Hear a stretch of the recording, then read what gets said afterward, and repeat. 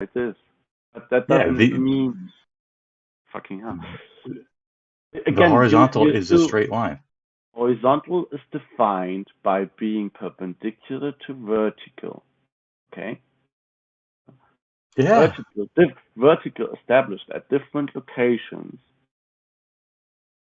In theory, like just conceptually, have no obligation to be parallel to each other. dude, Okay? don't worry about all of this conceptual, in theory, No, obligation. uh, What we have I'm is a talking about in horizontal line. reality. In reality, when you establish two different horizontal planes, when you measure, and we already talked about it. Basically, whenever you establish a horizontal plane, you're using the vertical for it, or the effect of vertical for it. At least I cannot think of a single example where you just have the horizontal naturally. It's always established as a distinction between to the vertical. No, it's not, because we have a water level.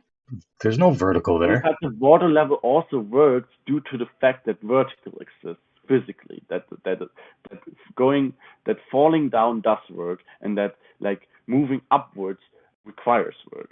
That's why a water level works, because the water falls through the air in the tube and therefore gathers in the bottom of the tube, and that's why when you hold the two ends up of the tube, the two and because the water is liquid, you know that the height of the water at the two different ends is going to be the same.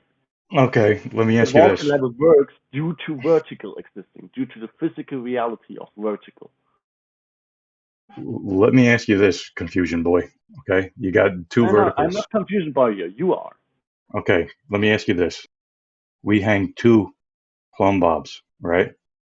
Mhm, Those are both vertical, correct? mhm, yeah. Now these are separated by a distance of, let's say, 300 feet, right? Uh-huh. Would we be able to establish a horizontal that intersects both of them with a water level?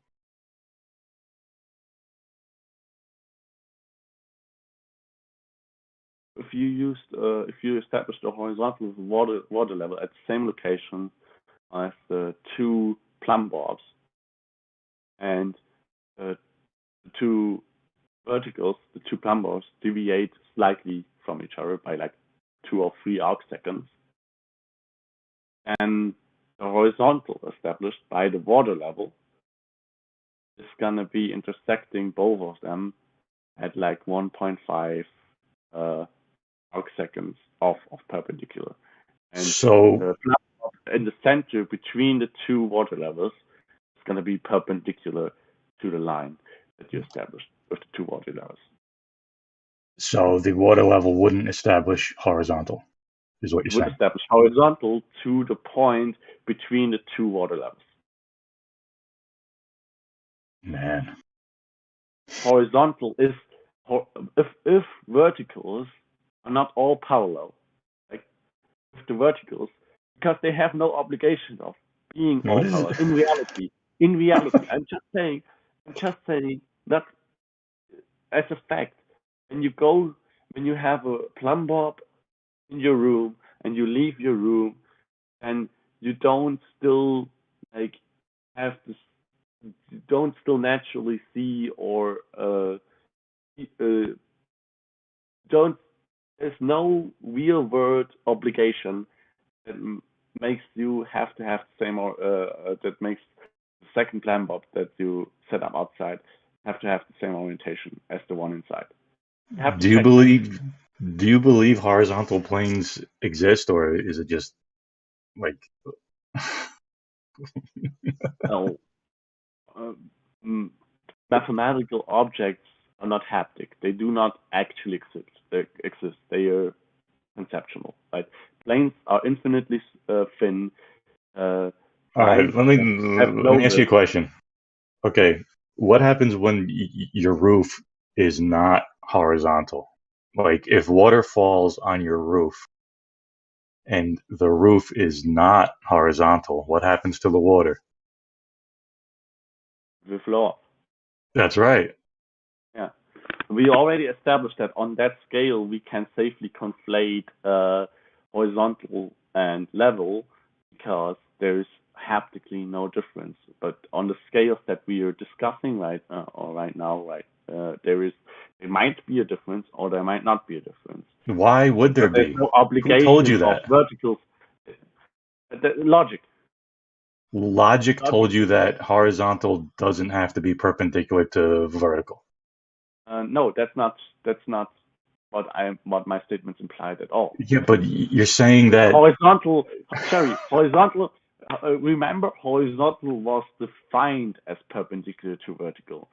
Why do you switch up definitions now? Okay. What I'm saying is that verticals, like we practically, haptically, cannot like establish one horizontal or plane or one vertical line and then take that as a reference from anywhere we go, right? all right. We can take it as a reference for the surroundings where this reference this setup, this specific one that's set up, is accessible, right? But if we go somewhere else, we need to establish the vertical or the horizontal plane there as well, right? Yeah. Separately. We need to All right. use the Yeah, dude, we're going in circles now. Like, but we need to establish it separately, right? I don't have to do that. You could talk to somebody else now. I'm done. Jerry, the fact that we need to establish it separately, we don't have like a natural reference that we can take that we can refer to from wherever we want to. Yeah, you do. No, it's called water. No.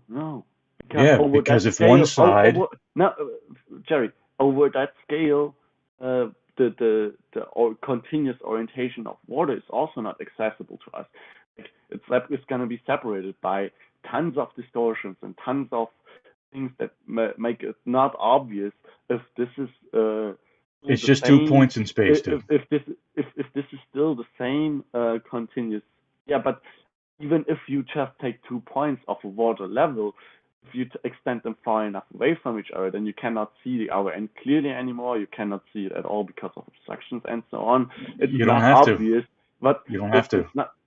It's not obvious what the you don't have to see continuation. It's not obvious what overall continuation of the setup looks like. So the fact that when we go somewhere else, travel to a different country or something, we need to establish, and we want to know vertical or horizontal again, we need to establish it separately. You don't have to see the other end. But the fact that that we establish it separately dictates that we that the verticals have no obligation of being parallel to each other, have no obligation of being in a specific relation to each other anymore. All right. If anybody else wants to talk, test it. Please and once we test it, we can find out.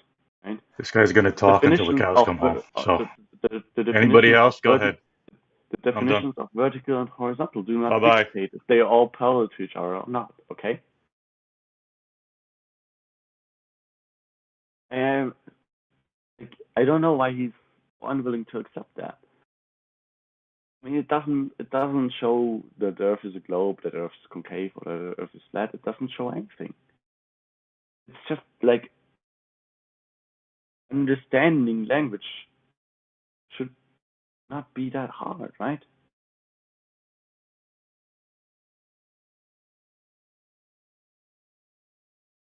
Yes, if horizontal is level, then all verticals are going to be perpendicular to each other, parallel to each other, obviously. But if verticals are not all parallel to each other because they have no obligation to be, then horizontal is just going to be depending on which vertical you define it with, because horizontal is defined with vertical. Then you have to double check what's the orientation of two different verticals to each other. As easy as that.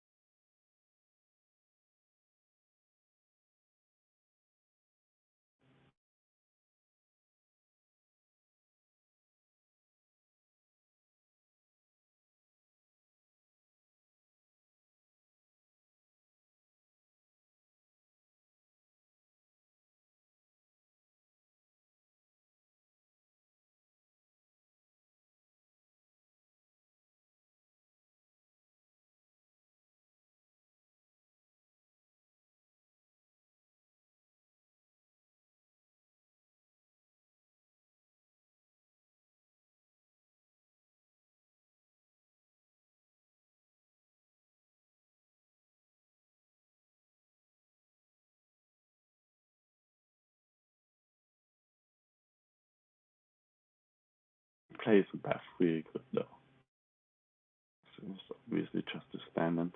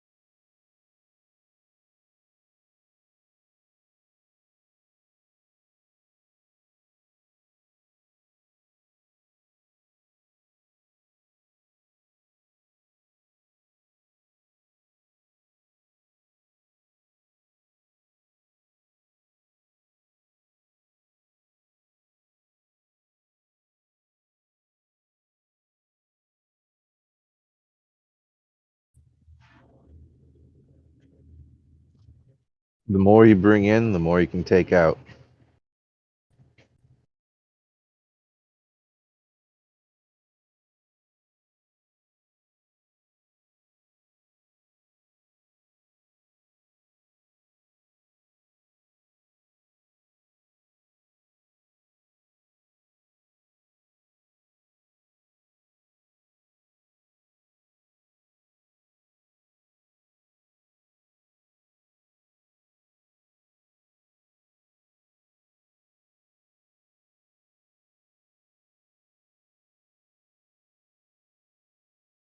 Anyone got a good example of that being true?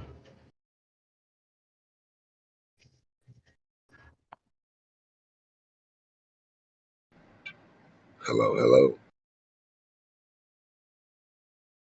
That one more time. Hello, hello, hello. Hello. Hello. Remember on that show, the guy that's all he said was hello? No. He said I don't hello. remember. Hello. What show is that? Hello. I don't know. It was a show with like people in like they were like crazy slightly or whatever, and the dude just goes, hello, hello, hello.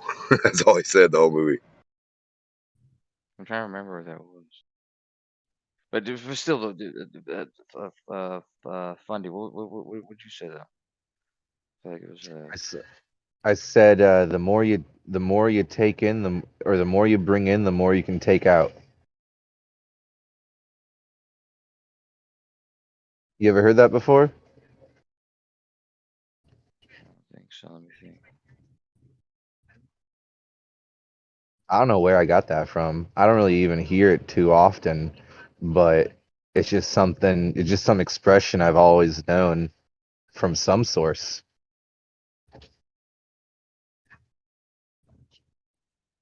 Really couldn't tell you where I got that A lot of from. things. I might think of a lot of things. Yeah, what's like the first thing that comes to mind that you can apply that expression to, truthfully? I mean, banking. Banking. You're saying like the more you have deposited, the more interest you'll earn? Or the more you bring in, the more you can take out. The more you put in, the more you'll be able to take out. Any sort of savings account. Okay. I to me that's like a super literal version of it.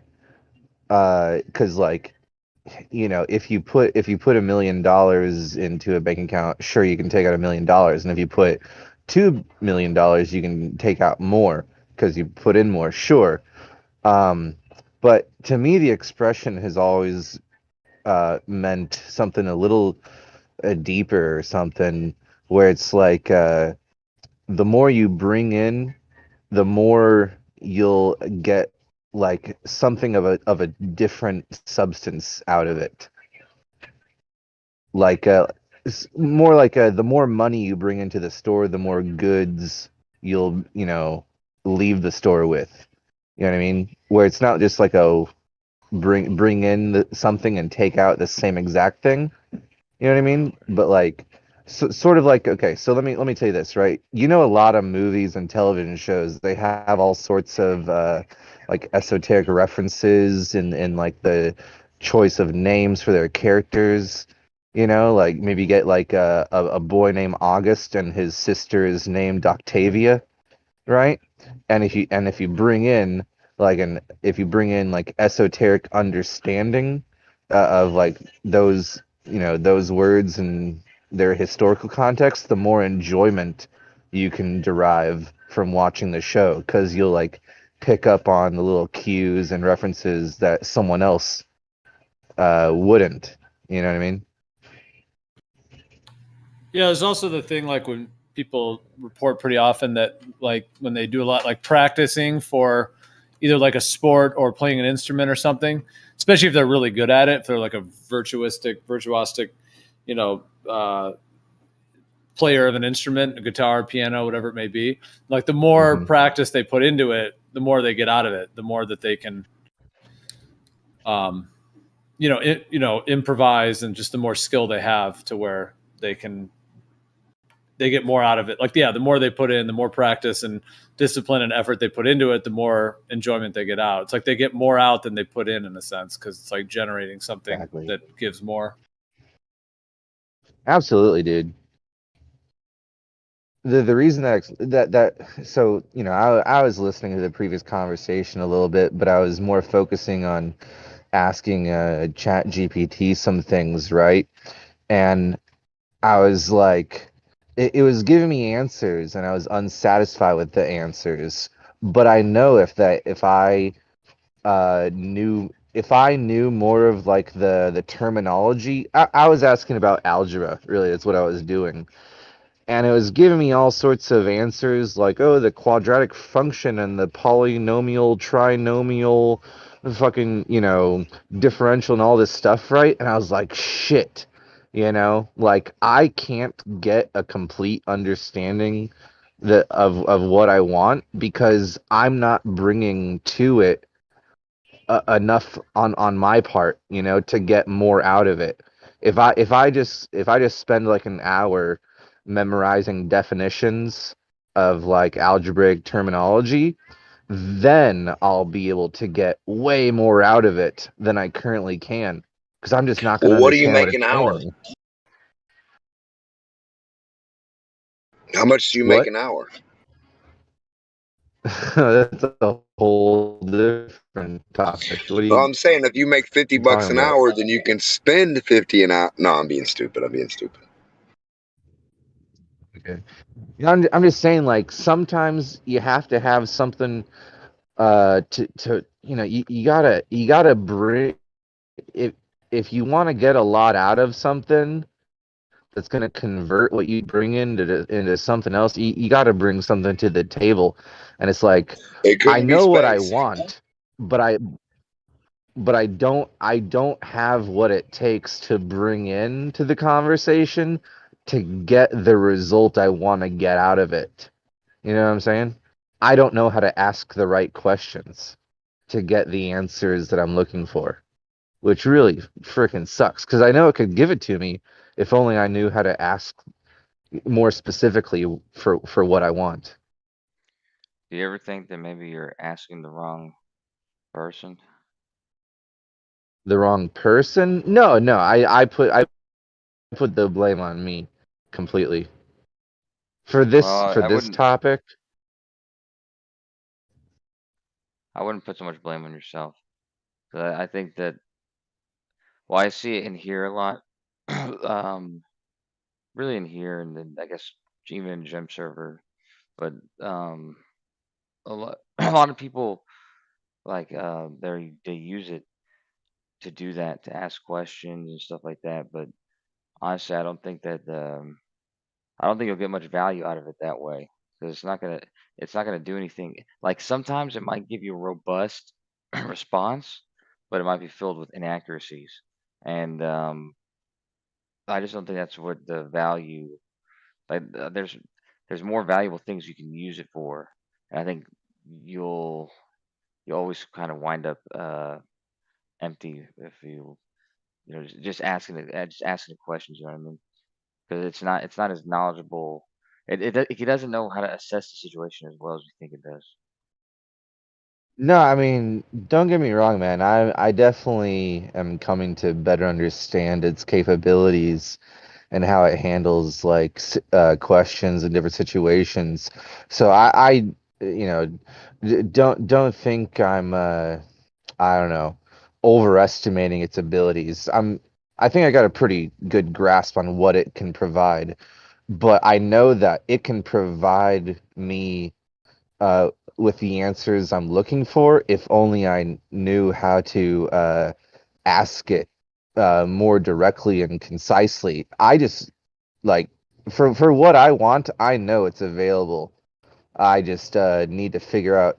I just need to bring more in so I can get the amount I want out. Yeah, yeah, that's true too. Like because I definitely I've if you like if you ask it like a blank question, like point blank, it's just gonna give you a bland response, not very specific. But yeah, if you do communicate with it like very precisely, like as if you were having a conversation almost, um, it does yeah, it does sometimes satisfy depending on what you're looking for. Because I've done that when I'm asking it questions, but I like very careful and specific to make sure that it understands uh, what exactly I'm trying to get at. You know what I mean? Instead of just like an open-ended question.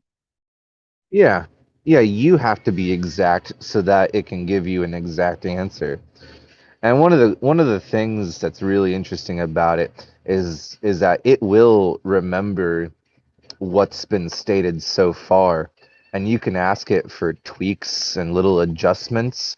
Like I said, I told it, don't use any terms that have like a multifaceted definition that's kind of technical in this subject. Put it in layman's terms, and you know what? It did.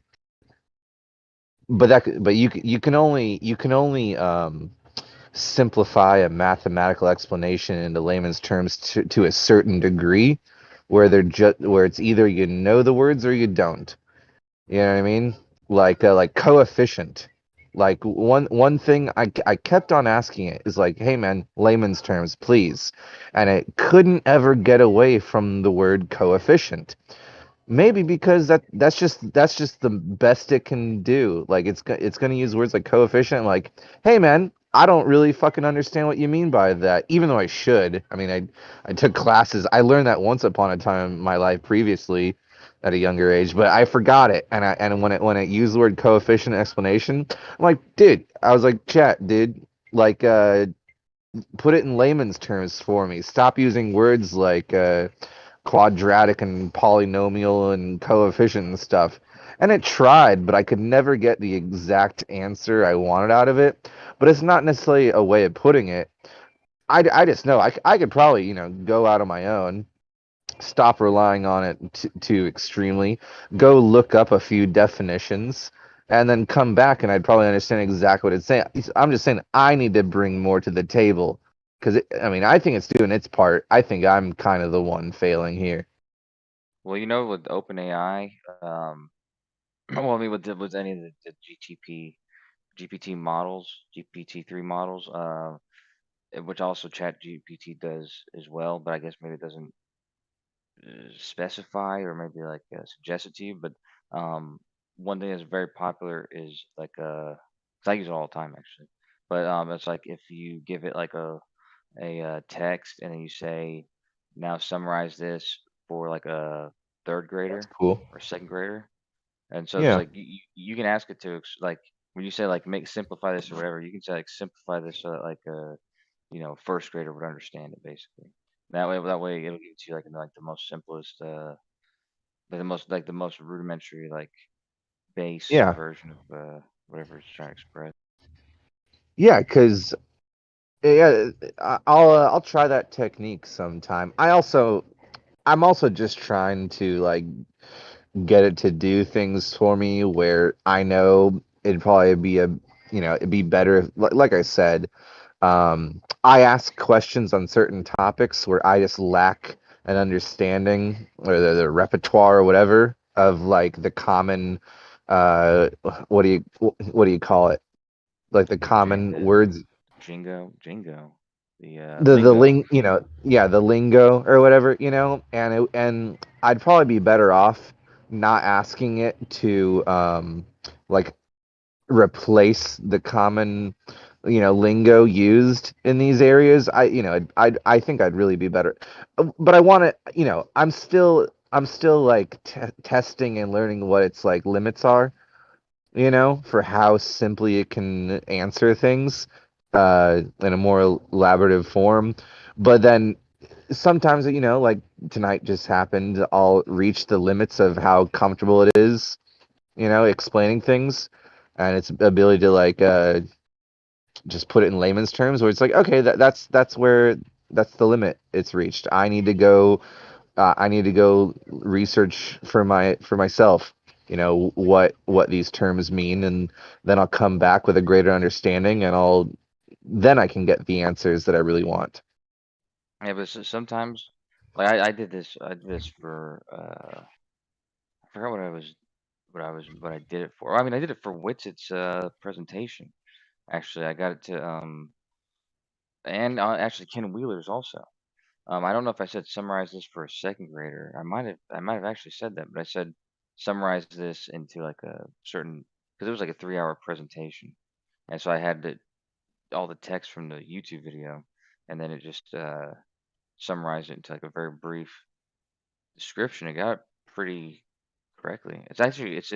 It's stored in the as a as a what do you call it? What do you call them? It's up in this chat room right now, but what do you call those?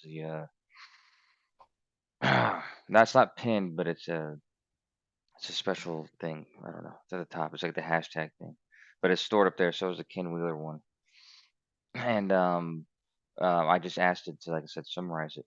But yeah, if you just like hyper specific, say, uh, like even just give it a topic, like summarize the general theory of relativity, um, for a second grader, but do it in like 2 or 3 paragraphs or something. That way, like gives you enough content, but also is like simplified. Um, Yeah. usually it'll do pretty. I mean, that's a really useful function. Yeah, I never thought about using it like that, but I'm sure, yeah, I'll keep that in mind for future Yeah, use. like it's like in OpenAI, like on the main playground, it's got a whole bunch of like suggested, um, prompts, or whatever, and that one's always like it's like I mean, it's a classic one on there because it's been on there for a while, so I think a lot of people use it.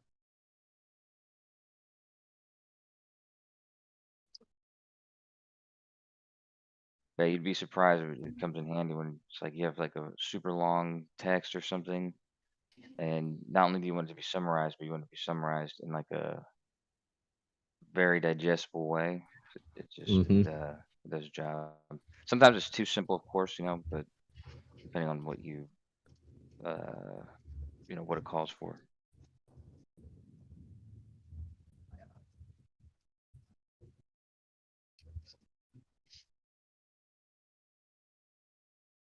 But yeah, I thought because I know people are always like quoting Kim Wheeler, and I know he's got like that PDF of his definitions, and some of them are pretty long. And so that's what I just had. I had the AI like basically take each of his definitions, and then I don't remember what I said. I don't know if I said summarize it for a second grader, or if I just said summarize it or something. I don't remember exactly what I said, but it's in there. Interesting. I just found my conversation. I probably had like 50 at this point, like different ones, but I just found my conversation with it about electricity. I'd mentioned this a few days ago, where uh, at the end of it, when I was asking about the nature of electricity and magnetism and stuff like that, and the particle theory or whatever, subatomic particles, charged particles, fields, and all that.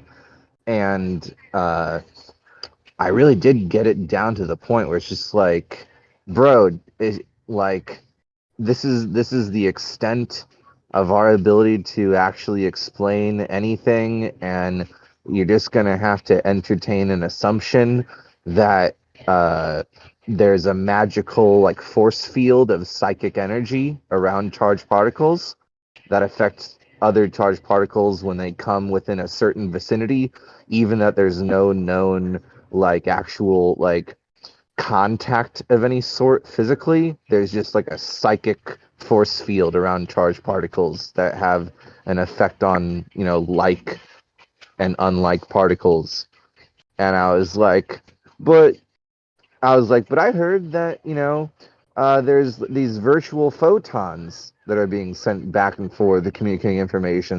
They're like, yeah, that's one way people have tried to explain it, but you're best off just thinking about it as just a like a magical psychic like force field zone. Because I mean, it is pretty cool that it will level with you at that point where it's just like, bro, just think about it this way and don't worry, don't worry your pretty little head over these things. You know, Yeah. just think about it this way. I don't mean to beat a dead horse, but and I'll even give a suggestion because, like I said, I think like using it like that, you might even be misled because, like, if you ask it a question like that and expecting it to answer it, it's going to give you a cocktail of responses that maybe you could be correct or not correct. And so I was just thinking when you were saying that, like like if you really wanted to like dive deep into what you were asking it, uh it might even make sense to like ask it about a specific interpretation, like about like Right. Richard Feynman's like interpretation, like Yeah. his description of it or something like that, and say, hey, can you summarize um like this person's description of this? That way it's not that way it's giving you actually like uh focused information and not like a uh information from all over the place, which could be like right or wrong or whatever. Because especially whenever it suggests like its opinion or something like that, because it doesn't have any opinion, so it's like Yeah, it's like, what are you I don't know doing, where that's bro? coming from. You're crossing the line here. Ever used? Yeah, Have you ever? Yeah, sorry. Go ahead. I was just gonna say I wouldn't want to take up the airspace of this server's VC chat. But if you wanted to go over like like this conversation I had, like screen share or read it to you or whatever, um, and kind of like give me advice on how I might ask it better questions, in your opinion, Well, then that's what we I could. was about to ask you is if you've ever used, because if you can use ChatGPT, then you have access to OpenAI's Playground. You should. But I asked if you ever used the Playground directly instead of ChatGPT, um, because I know what that is. well, it's like I'll have to show you. Not to be a little bit though, because I'm on my phone, so I gotta. It's a whole thing. But regardless, yeah, Another it's time. on the same website. It's just not easy to navigate to. But when you get there, it's a big white screen. It says Playground, and Hmm.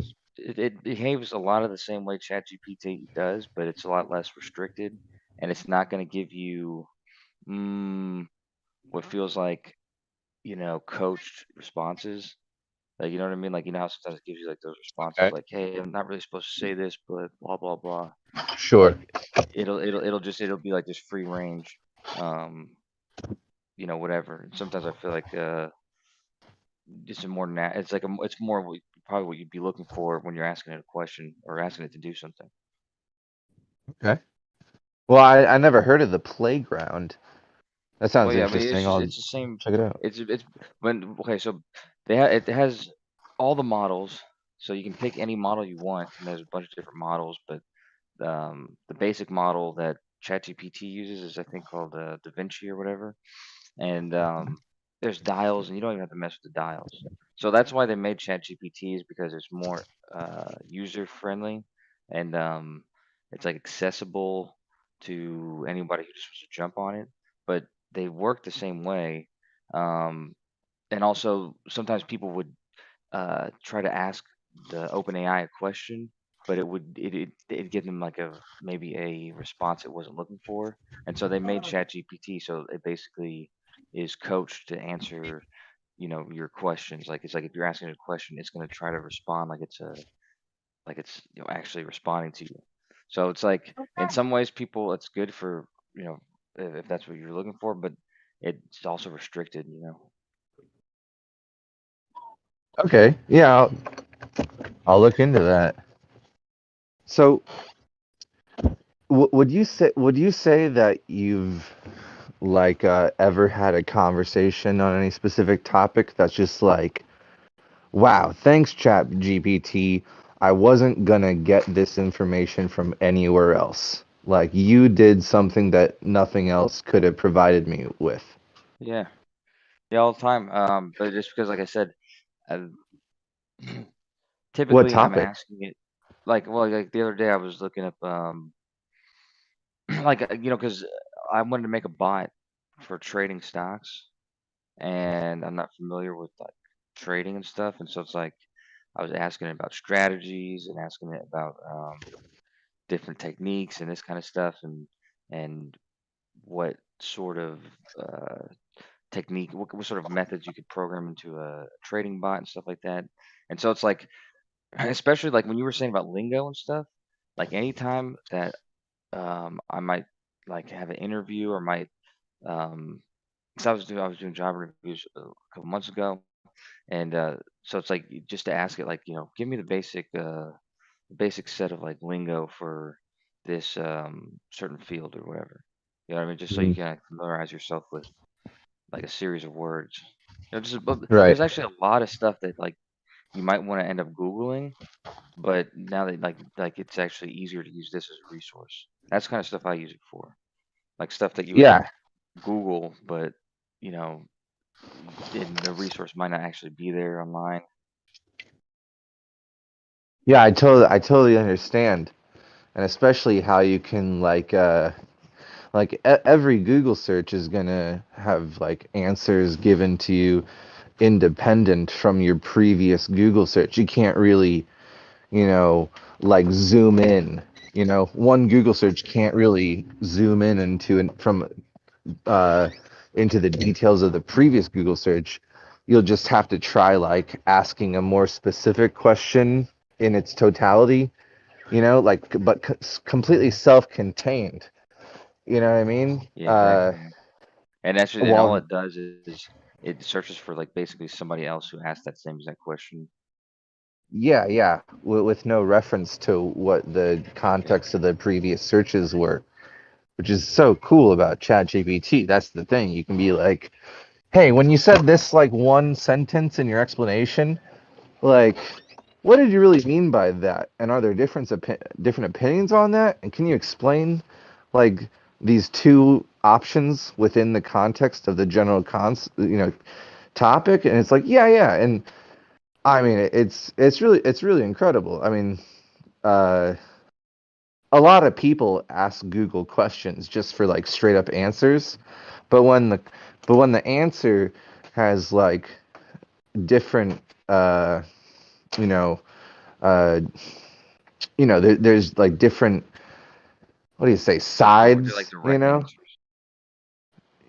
Well, when there's different teams with different perspectives on what they think are the correct answers to this question, Google Google isn't gonna. If you say, "Hey, give me the justification for both sides on this topic," you know what I Oh mean? yeah, sure. Google's not going to give you that. But you can ask ChatGPT. It's like, hey, some people say the Earth is flat. Some people say the Earth is a globe. Explain like the strongest points of both sides and how they compare and where the strongest or the furthest distances and shared opinions are, yada yada. It's Right. Yeah. and it does a pretty good job of something like that, where that's not something you would search in a Google search bar, because it's just trying to direct you towards some sort of website or some sort of link. Well, you know, Not Google. really. Hmm? No, yeah. No, you sorry. Go ahead. No, you please. No, I was just gonna say, well, two things. One is Bing is already. I don't know if it's available or if it's like beta or stage or whatever, but um, they've they're including like ChatGPT as part of the Bing search. Um, and so I mean, because I think they're the first ones to jump on that, but Google is obviously trying to compete with ChatGPT, so it's gonna include like I forget what the AI for Google is called, but it's gonna add that to the search engine basically.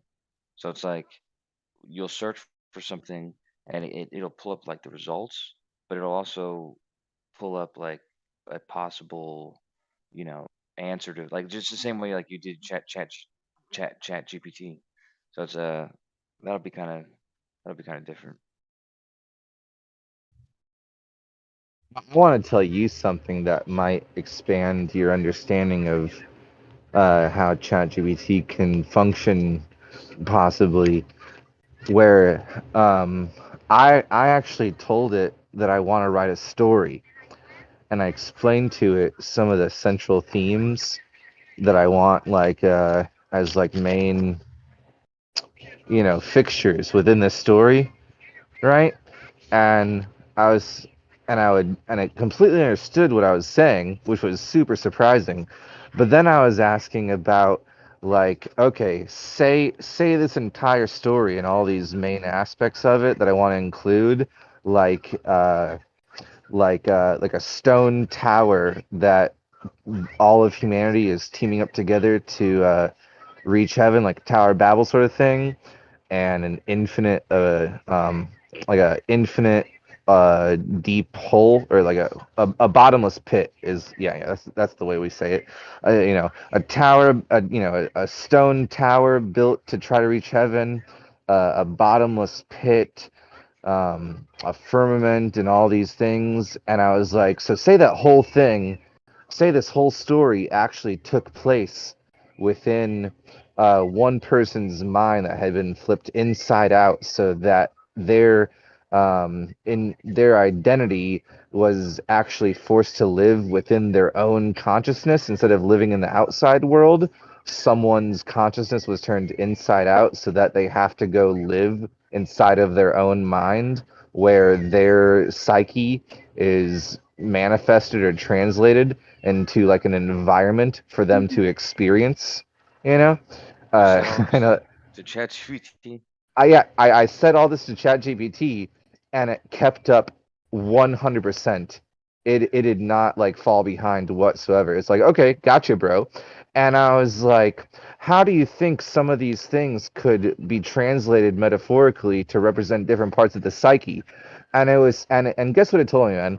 It said, oh, well, that stone tower that all of humanity is teaming up to build in order to build a stairway to heaven, that could be seen as a false sense of pride or ego that people build up, thinking that there are shortcuts to spiritual enlightenment. Instead of looking within, they think that just physical labor can earn their golden ticket into Willy Wonka's chocolate factory, and that work alone can earn grace from God, rather than a combination of work and faith. And I was like, God damn, I never thought of the Tower of Babel as a metaphor for the ego in the context of someone who's being forced to live within inside of their own consciousness, seeking like peace within their own psyche, just like all of humanity seeks peace within the world. And it just fucking broke it. I was like,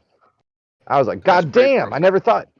Yeah, like, dude, I'm telling you, this thing, it's aware of all the ancient traditions, man. This is the weirdest thing. This other guy, he asked it, like, I watched this video. This guy was asking it all about, like, Taoism and stuff like that, and giving it super fucking spiritual questions. And, I mean, it's the best yogi out there, as far as I've seen. Like, it knows how to play that role. If you ask Yeah. it like, hey, pretend you're a yogi, and then you ask it like this like incredibly deep Buddhist question or something like that, it's got you, really surprisingly. And you can lead it. Like I said, it remembers everything that's been spoken so far. So if you want to share your personal feelings or dreams or whatever with it, and then continue the conversation, it'll keep what you told it before in mind. And I was Yeah. like, hey, I want to write this book, and I want it to like take place inside of someone's consciousness turned inside out, and I want everything to be a metaphor for different like conditions and elements within one's psyche, and I want every challenge that they overcome to really be something tackled within themselves to be a better person. And it was like, gotcha, bro. And I was Yeah. like, give me a bunch of, I was like, give me a bunch of situations where like overcoming fear of a traumatic event in your childhood, your parents beating you, can be metaphorically represented in some sort of war. And I was like, oh yes, well you could in that sense you could be a soldier hired through a fucking uh, draft where the war is based on this and the outcome is this. And I was like, shit, how in the world do you understand what I'm asking you? I was like, Well, I've never even met a person before that understands the things that I'm trying to explain, I want to convey in my story. But you yeah. do. I'm like, fuck, that's Yeah. crazy. It must be in the way that because like when you first told me that thing, I was like, dude, I mean, how the hell is it gonna respond to that? But I think it's because you were being like so like it was pretty specific and like you kind of narrowed Hmm. down its what it was assessing basically. And I wonder, did you tell it before you asked it that? Like, did you tell it how to like what to, like usually people say like act as this thing or whatever. Did you like tell it to, or did you just ask it that question or ask it to help you directly? You didn't say like, hey, act as a writer or act as a psychological fiction writer or something. You didn't say anything like that. I said, so I was asking it, the conversation started out with me asking it questions about the zodiac and astrological, like, interpretations and stuff like that. And I was asking it if there's like a story to the zodiac that relates to the development of a human being throughout life. Whereas like the first house represents like identity, and the second house represents like material possessions, and the third house represents like communication and things like that. And I was asking it if there's like a story, and I was like, you know what? I want to incorporate. I told it I respect that story contained in the Zodiac. I want that to be involved in my story. And it's like, oh, that's cool. And I said, yeah, but here's the thing. I want the main character and all themes to somehow relate back to the idea of digging, because the main character is going to be a digger. And I was like, all right. And I was like, because I think that one of like the most profound topics is like facing the man in the mirror and digging deep within yourself to deal with any sort of troubles or traumas you have that you've buried deep in your psyche that you're not willing to face within yourself in order to become like a full-fledged human being, and stop shoving things under the bed or hiding things in the closet or sweeping things under the rug. And I was like, this dude, right? He's gonna dig deep. The main character is gonna be a digger, and he's gonna like play a metaphorical role of like the part of a psyche that digs deep in the world and uncovers things that humanity doesn't really want to face, but he's gonna uncover it, and they're gonna either succeed or fail in dealing with things that they've bottled up. But now it's time where the pressure grows too great, uh, and things, and it overflows or it explodes or ruptures or whatever under this pressure, and then he's going to be the hero who deals with it. I know I'm saying way too much. I just love talking about this I know I'm being ridiculous right now, but Well, you know, to be getting answered, into right. Yeah, go ahead, man. no, go ahead, man. Go ahead, man. I really didn't answer your question directly. To answer your question directly, no, I didn't tell it I didn't tell it to act in any sort of manner. I just told it what I wanted. I said I want to write a book, and these are themes I want included in the book. Give me advice about it. That's interesting, man, because I've gotten it to write me stories before, but it's actually interesting to get it to do that like metaphorical thing that you got there. But yeah, one thing that I definitely I do all sorts of like funky stuff. Like I was like telling it to read. I was getting into like rewrite parts of the Bible, but like in the style of like Quentin Tarantino, Oh um, shit. Oh, and like that's stuff like fun. that. Yeah, yeah, Oh, that's but really fun. yeah, but actually what I want to do is I want to train it because you can if you use the like the API for OpenAI, you can actually there's a function called fine tuning, so you can actually train it yourself on something. Like if you really want to use it for something specific, like for I know for instance I like for writers, like if you wanted to get it to help you write I mean, just like I was saying, like Quentin Tarantino um, version of the Bible, or whatever, you can actually train it on like every Quentin Tarantino screenplay, Right. fine tune it, and then later ask it questions, and it's gonna be like the same model as everybody else uses, but it's gonna be more finely tuned to what you're specifically trying to get it to do. Um, so yeah, that's interesting. But yeah, Yeah, that's all that. from the Yeah, start. yeah, I yeah, got you. It's like you're like calibrating it to your yeah. liking. That's cool. That kind of avoids like because you can kind of get Chat GPT to do that, but it takes a bit of like a conversation beforehand. You know what I mean? You have to explain to it like, uh, I want to have a conversation with you, but I want you to take a certain angle in every situation for everything I say to you, because you know that whole thing that you were telling me you're developing where you're like using code or whatever and like trying to get it to do that reverse engineering definition thing. Oh yeah, I yeah, yeah, got I got it to do that for me just through conversation. yeah, I yeah, said I yeah. said hey I said, hey, I want to play a game with you. And it's like, okay, tell me the rules of the game. I was like, I'm gonna give you two words and I want you to evaluate the essence of those words and think of a word that represents the combination of those essences as clearly or as closely as possible. And so, and then we just did that from that point on. And I said, and I said, give me five answers minimum that you think are closest to the answer I'm looking for. And yeah, that worked out. Like, and I wouldn't even type in full sentences at that point. I would just type in two words, and then it would give me five answers. Then I'd type in two words, and it'd give me five answers. And so you can kind of program it that way. You know what I mean? Just through conversation. Oh, Just no, because the exactly.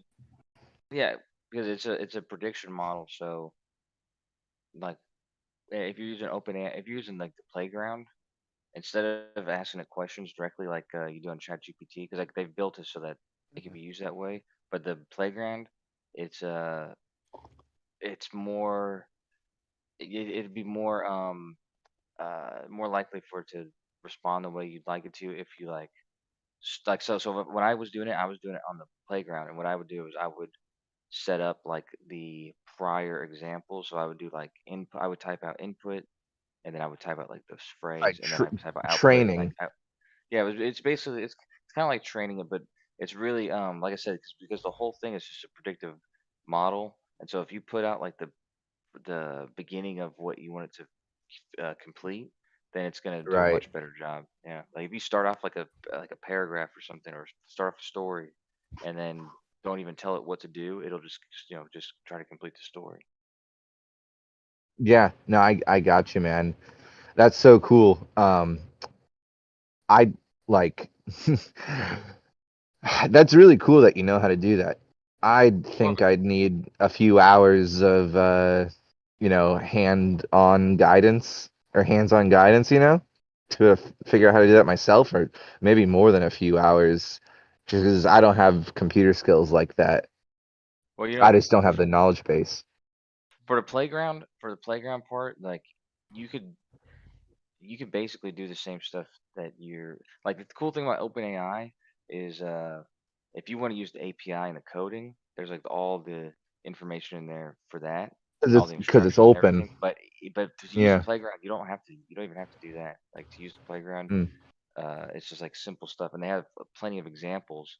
And so it's like you can just click on one of the examples. Like I said, like to summarize this for a second grader, that's one of the right. examples, and then it will like it'll fill out the prompt for you, and then fill out the dials, because there's dials on the side, and that might be confusing, but you can ignore that for the most part.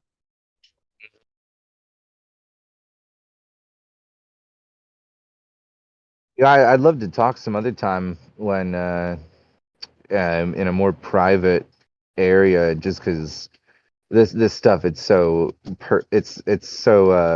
involved in personal interest. I don't expect anyone to want to spend time listening to this, but if you ever want to do a what do we call it, a DM call or whatever, right? Yeah. uh it'd be fun to explore this topic a little bit more.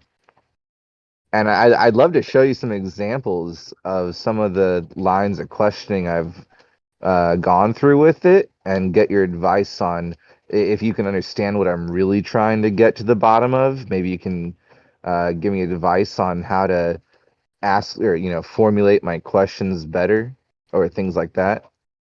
Well, I mean, I've already I said this, but I'll just be more uh, direct. Is I think that if anytime you're asking a question that you want to know the answer, especially if it's like an understanding question, like explain this thing or what is this, then I would begin by first like telling it how you want it to be. Like I usually say, like, act as an expert in you know, physics Mm, or astronomy, and then explain this detail about this.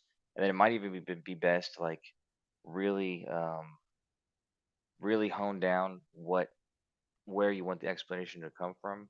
So it's like, right. explain, this person's interpretation of this, or explain, what this kind of person might say about this. That way, it's not like I said, because like I said, one thing I've seen when people ask a question is it just gives it answers that seems like it's not coming from one place, and so it's like, and then people will take Right. it as like a single answer, but it's really just like kind of multi answers that are actually kind of contradictory almost.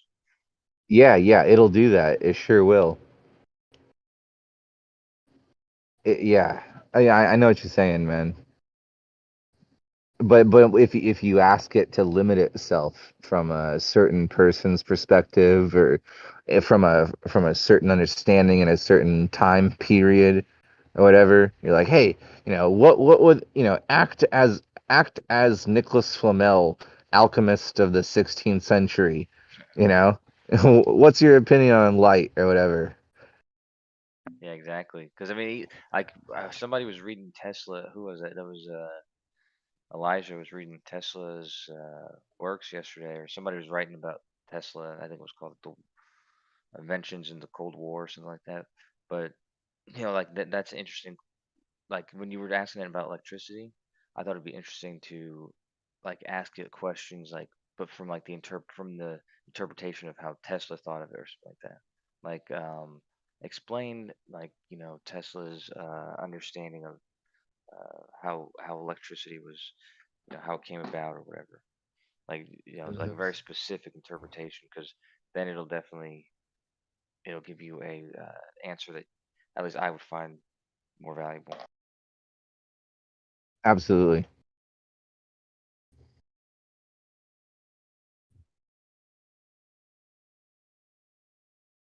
Yeah, it can code for you too. So it's like if people who don't even I know how to try. code or Yeah, whatever. I did that yesterday. Yeah, I did that yesterday. I asked it. I said I want to recreate the game Pong, right?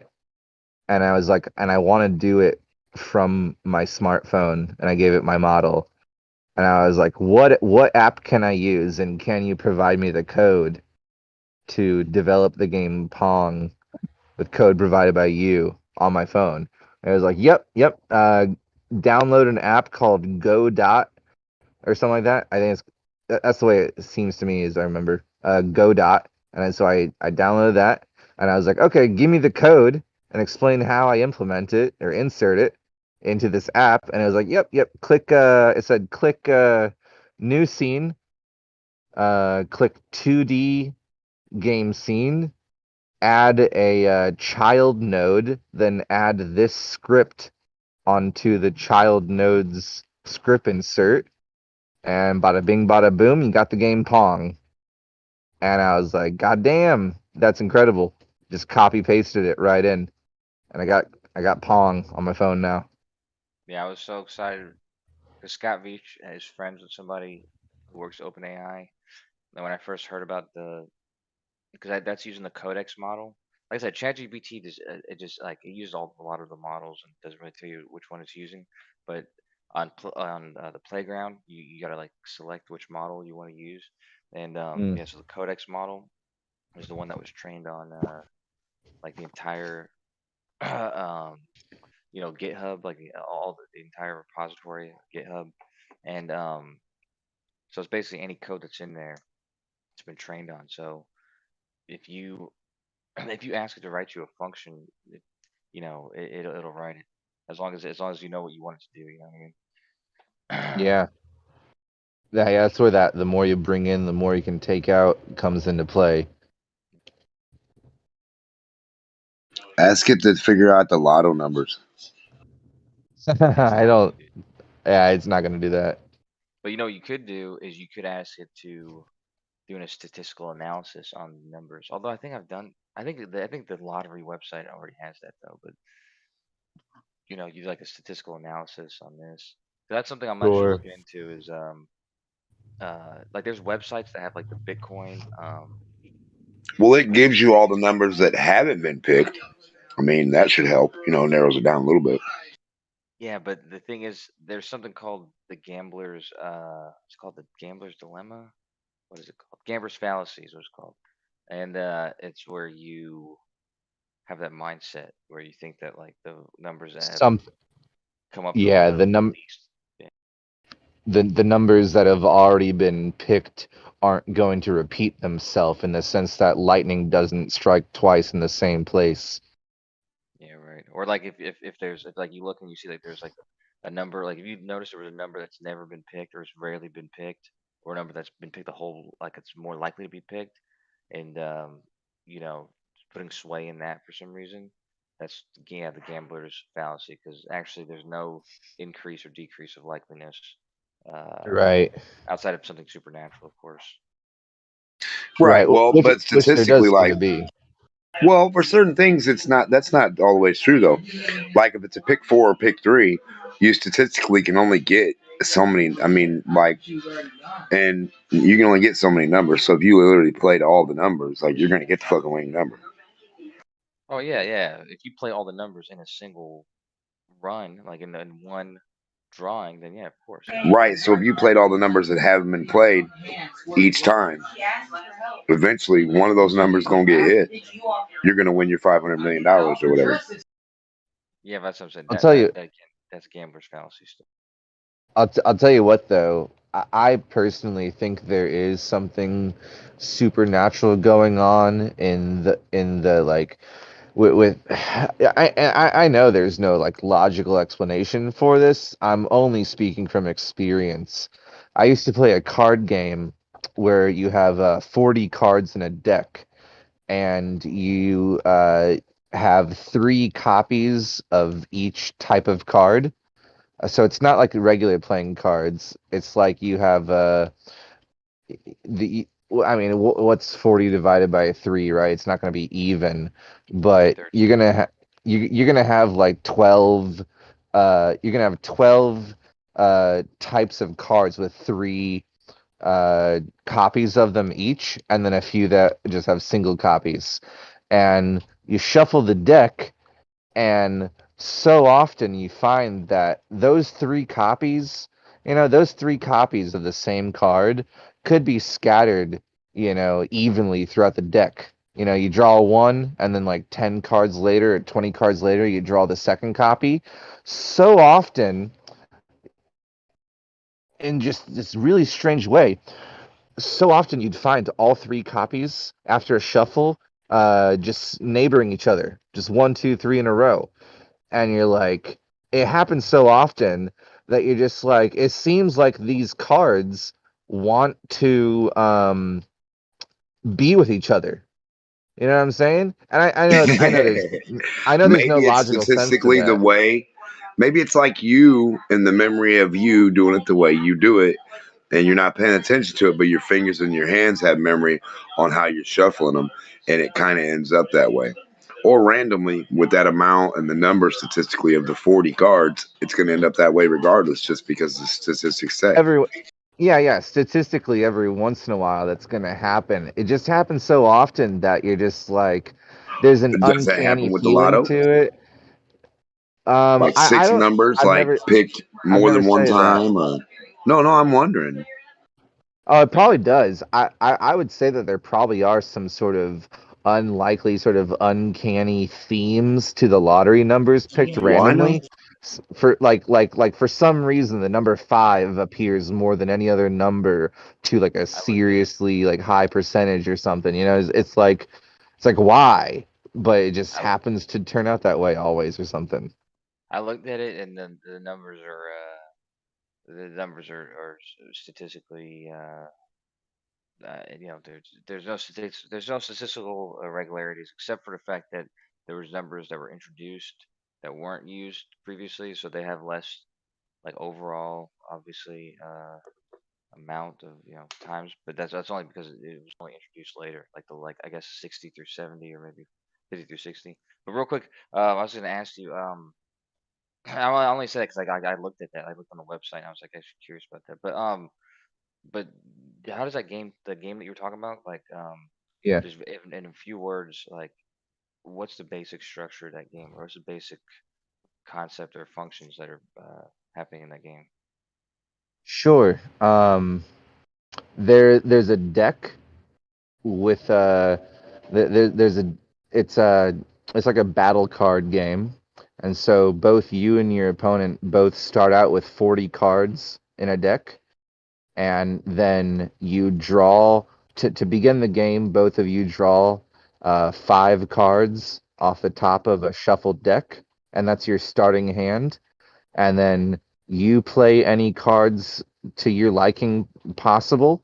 There's a set of rules or whatever, but you play out of your hand onto like the field that you share, where there's like an interaction between your cards going Yeah, on. like Pokemon or Yu-Gi-Oh or something. Yeah, Magic. Exactly. And then once per turn, each person draws one new card at the beginning of their turn. It is Yu-Gi-Oh, by the way. Oh, it is Yu-Gi-Oh. Okay. Yeah, Yeah. I forgot. Wait. And cause I used to play Mad Yu-Gi-Oh, dude. But I forgot. Did you have to have exactly 40 cards, or did you have to have at least No, 40 cards? it's minimum 40. You could actually have as many cards as you want in a deck, but you want synergy to be throughout like your choice of cards, and so the less cards, the more synergy you have of them, like in a probabilistic sense, because you want the card that you draw Yeah, to have something to synergistic with the cards exactly. you're already using. So, I but used to play yeah, Mad Yu-Gi-Oh, dude. I just yeah, that's right. You can only have maximum of three duplicates of the same card. Copies of a So single some card, cards yeah. less. Yeah. Yeah, I used to play Mad Yu-Gi-Oh, dude. I used to do tournaments even. You know the motto, right, of the game. You got to believe in the heart of the cards. Oh yeah, that's right. The You heart of the know, card. Yeah. right, and so for lack of better words, I mean, it kind of spot on there. You know what I mean? This thing that I notice is like so often you'll draw your card and it'll be, whatever, Stone Soldier, and then you draw your next card and it's another Stone Soldier, and then you draw the next card, your next turn is like Stone Soldier again, and it's like, what are the chances all three copies of the same card were going to, be one after another in this random shuffle?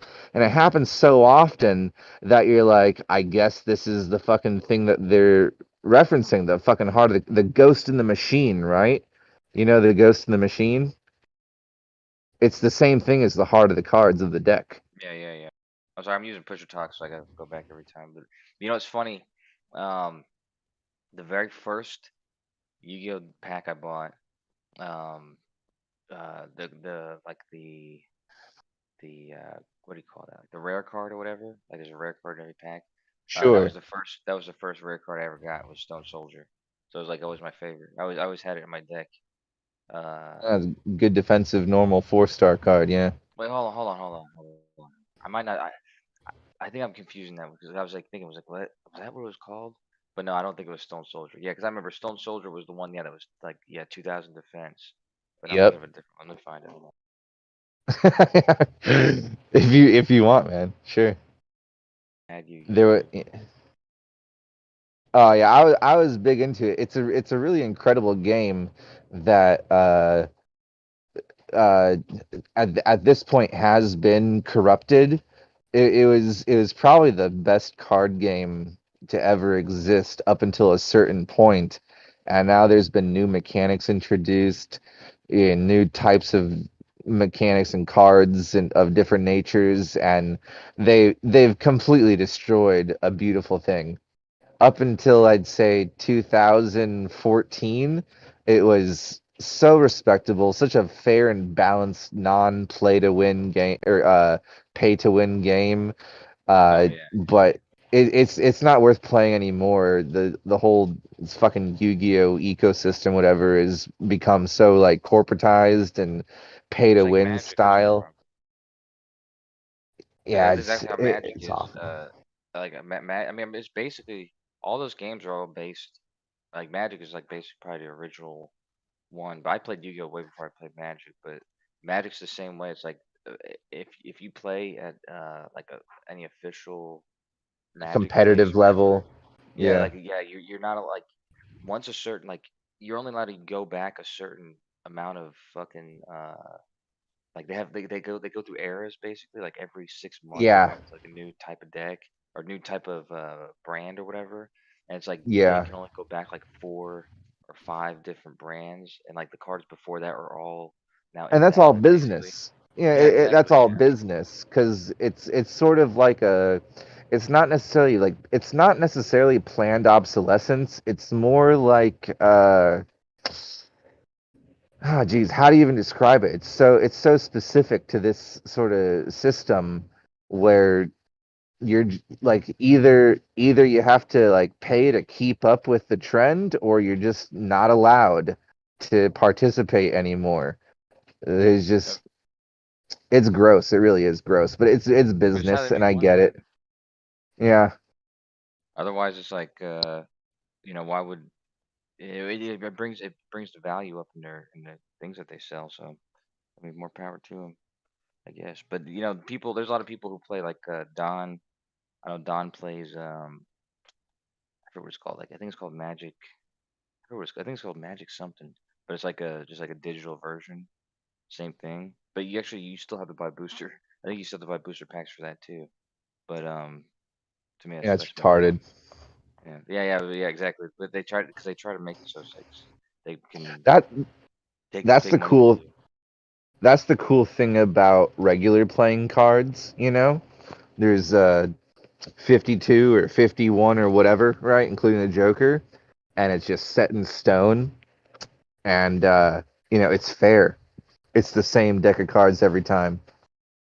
Oh yeah, yeah. Well, There's no updates. the playing cards are based off their tarot cards, and when you were talking about the heart of the cards or whatever, because I do Yeah, card magic, yeah. and You wait, what? What did you just say? I do I mean I do I mean I You do used to do tarot? card tricks. Well, I mean I do yeah tarot. I mean I do tarot. I used to tarot readings back in the day. Actually, No way. yeah, yeah, legit. Like You? I do it for free. I've done them a I wouldn't couple have times. suspected that from you, man. You know, you're the scientism glober in this Well, no, but arena. You know. that's why I would do them for free though, because like actually right before I got into like this whole community, I was I got just gotten over like a breakup or whatever, but I was already into cards and tarot cards and stuff. But I started to do like these readings, and actually like every reading I did, it was like the person like there was like a life changing thing. Like it's because like I wasn't doing it like in a supernatural way. I would tell them I'm like I'm not doing anything special. I'm not doing anything magic. You don't have to pay Uh-huh. me, but we're gonna interpret the cards together. And it was basically like the cards were like a conduit, um, so that like they would open up about whatever their problem was, and then you would just like you basically analyze their problem like it's like obvious basically. It was just kind of weird because it's probably stuff their friends were telling them and their family, but like they wouldn't listen, but they'd listen to a stranger. You know what I mean? It's weird how Yeah. people do that. Yeah. No, I know what you're saying. Just a little bit of like pretend time with the right tool can just fulfill a sort of service, especially with a strange that you think. Like I heard stories once about a person who would pick up hitchhikers, and one thing he noticed is that hitchhikers will open up to the person who lets them into their car, and a hitchhiker is so much more free and open to discuss deeper aspects of his life and certain things he'd never tell anyone else, because the hitchhiker's like, I can tell this person anything. He doesn't know my name. I'm gonna get out of the car and we'll never see each other again. And he has no idea who I am. You know? You'd be surprised how often, like, we talk about delusion sometimes in this community. Uh, whatever it's like the Globers or deluded, like whatever. But in truth, like most people, most regular people can be easily deluded by simple things like being in love or something like that. And like they won't listen to their friends or their family or like their You're best friend blinded by might be telling them love. something and they're not gonna like they ignore it or they don't see it. But like if a stranger tells you something, like a taxi cab driver or somebody who picked you up as a hitchhiker or whatever it is, like for some reason you'll open up more to that person and you'll actually uh you'll take in what they're sharing with you as advice rather than like a friend or like a family member. It's kind of weird like that. I mean, I can't necessarily summarize it, but I do think I have a sort of full understanding of the nature of what's going on there. I'm not going to try to explain it, but I get it, man. I really do get it. It's very simple too. I mean, just if you have an understanding of just like psychology, especially like your own, reflecting on experiences you've had in life after a certain amount of years of living, you just pick up on these things and you're like, hey, like I mean, there's nothing more complicated than like the human psyche, I guess. But it's the thing that you can kind of learn the most about because you got a front row seat to it. Here it is. Here you are.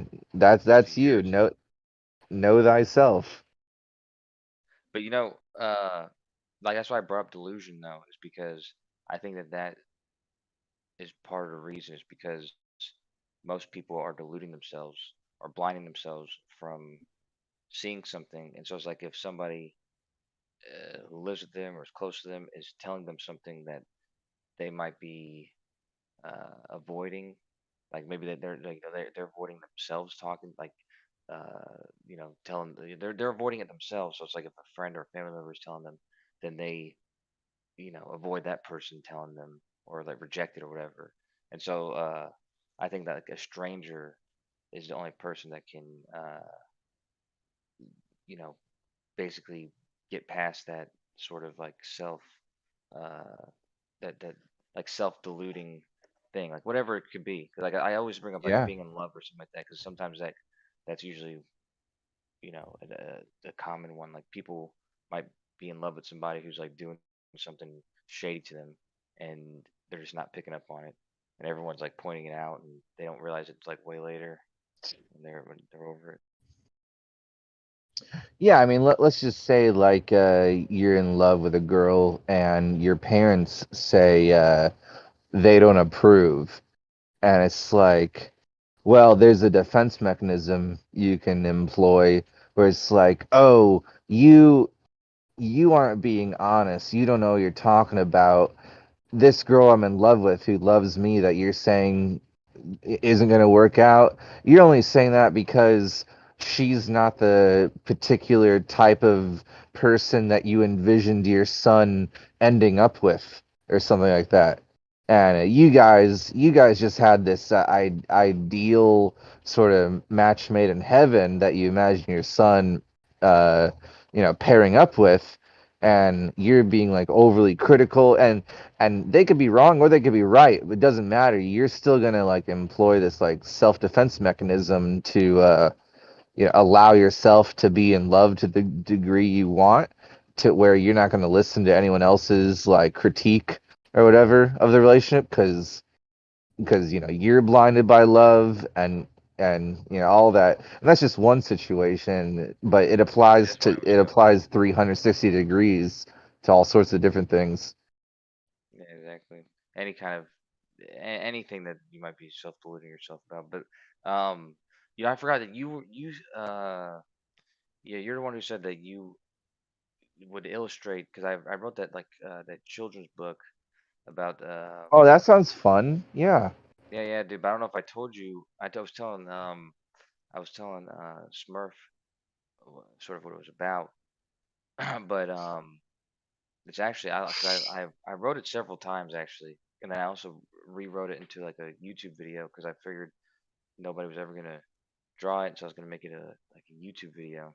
But the whole point is it just shows like there's these two kids, and there's like one little girl who's kind of like her dad works for NASA or something like that, and she's Okay. like pays attention to school. They're like little kids, and the boy, he's like more rebellious or whatever, and he had just like talked to this older dude, older kid, and basically the older kid told him like your parents lie to you about the Santa Claus and the Easter Bunny, and like he unveils all that to him, blows his mind, Okay. and then fucking starts telling him about the flat Earth basically, and Ah. then it showed, and so but I like that narrative because it kind of shows why he would have this distrust to authority, rightfully so, because he just learned that like his parents were like for no reason lying to him about you know basic shit about the world. Okay.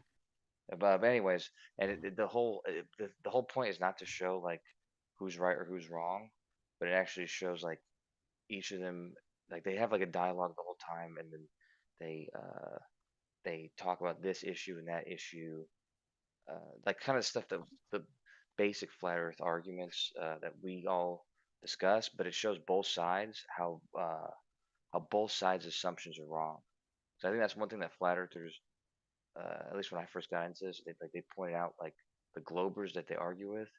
A lot of times they showcase what like not globers, but really just basic people who like uh like people who are new to this whole subject. They're not familiar with any of the arguments, but they're arguing with flat earthers. Like uh you know normal people, they basically like get a lot of the same stuff wrong. You know what I mean? So it kind of shows like how it shows how her assumptions about, you know, shit was wrong, and then how maybe some of the ideas of a flat earther kid, um, the stuff that he was, had just learned from the other kid, like how that was wrong. And so it just does that the whole time, and then you end up learning stuff, and then at the end of it, it's the conclusion doesn't settle on who was right or who was wrong. Kind of just shows Yeah, why both. because they're children. Yeah. Yeah, it's very proper to make the characters children. You know what I mean? Oh Like yeah, yeah, exactly. I I totally get that because like an argument uh amongst children on a serious topic, no matter who wins, it the majority of what either of them said to defend their points is probably incorrect. You know what I mean? Oh yeah, On like exactly. yeah, Yeah, that's and so exactly. yeah, at the end of the day, it wouldn't be showing which child was correct. It would just be showing like the way things unfold in a conversation between like polarized positions where no one at that point at their age really has any strong reason to believe what they believe, and they also shouldn't just accept each other's no matter how dominating one side can be over the other. If there were a conclusion, it would come down to both of them at the end of the day just saying, "Hey, we're pretty ignorant bastards, aren't we? We shouldn't have been fighting this whole time. We should have probably just teamed up to lay down some facts and reach that point where we both say, what are we going to do from here? How can we better ourselves instead of just bickering back and forth?" Well, yeah, that's. See, I didn't really put like they both have insight, like kind of realizing like they were both, because that's what ends up happening throughout the whole thing. Like they're dialoguing, and then they get, there's some adult who is like another character or whatever, and ends up teaching them this principle, and whatever they were arguing about, it turns out like they were both kind of wrong in different ways, um, Yeah. about it, and the whole kind of underlying moral of the whole story is like kind of both don't. It's kind of like don't be an auto hoaxer or like an auto acceptor Believer. sort of, yeah, like, yeah, Yeah. basically. Like, so you gotta kind of like, sometimes there's more to it than just like exactly like there's just like, the exactly what you're told, or even like, just not trusting in what you're not told. Like uh are wrong. But and then also throughout it just kind of goes over some of the basic principles too. They're very basic physics principles, because it's supposed to be like a kids thing, but it's also like, uh it's kind of like for really any age, you know what I mean? Sounds good. Yeah, the only thing is, I have, like I said, I'm not an artist, so I never had any pictures, and I had several people, like Channel Q was, she made like a couple pictures, but she's not even on the scene anymore. So Do you have like the dialogue written out? I have several versions of it, so I have to narrow it down, I guess, because like I wrote like one version, and then I've been in this, like, that was at the beginning. That was when I first was in this community, and so I've like changed it a little bit, and then I wrote like a YouTube version. So Of I'll course. find like a master copy. Well, if you want a few pictures drawn, uh, I'd like to read the story and maybe like give you like the first, I don't know, the first like 5 minutes of dialogue, or you know or whatever, the first 50 panels or something drawn up, see if you like them. No, Sounds like a long project for one person to do, but hey, we got all the time in the world. Perhaps if you want to see if you like what I can give you, it sounds like a fun project. well, when I was looking for a artist or whatever, it was like way before this AI shit. Because the only reason why this came back, and this came to mind again, was because Witsit was talking about, that he was like talking about wanting to write like a flat Earth kids book, And I was like, wait a minute, Yeah. I wrote a Cat Fighter kids book, but it's not the same style as. I think he wants to write like a more like an epic, like a like a more involved one, because this one's like a very Hmm. short story, obviously. Yeah. Sounds like it. Yours would be pretty short. I I have interest in both. Like I have interest in writing like one grand epic where all of the most deepest topics that I care about are explored and stuff like that. Where it's just like, like my magnum opus story or whatever. But then there's also a desire I have to just write like a 10 or 12 like short children's books or stories or something like that, that really fix it on just one thing and begin it and conclude it succinctly. Because that's also cool. Like I got mad respect for some Dr. Seuss books. You know what I mean? Some of those are Dr. Seuss, yeah. masterpieces. A lot of writers say, like Scott Beach has said, Stephen King. I've heard a lot of people say it. But they say the number one thing, if you want to be a writer or whatever, they say just write all the time, basically. Like just because that's what Scott says about screenplays and pilots and stuff. He said like a lot of people give him ideas, like they like pitch him ideas and stuff, but it's kind of he says annoying or whatever. He says because really the the reason it's a job is because the real work is just writing it and having a completed work. Doesn't matter like how good or bad it is or whatever. Just like that's the hardest part. So yeah, because I mean there's a lot of stuff that I like I usually start a lot of stuff but I don't finish it. So Right. I don't write as much as I'd like to. I get Chat GPT to do or GPT-3 to do most of the writing now. There's this hypothetical like mental list I have where it's like all the things that I wish I was told as soon as possible in my life. You know what I mean? In a particular order. And that's something that I think I could reflect on and actually might be of value. Like there's this book that I What's an own, example? right? What's an example you say? Yeah, like what's an example of something on that list?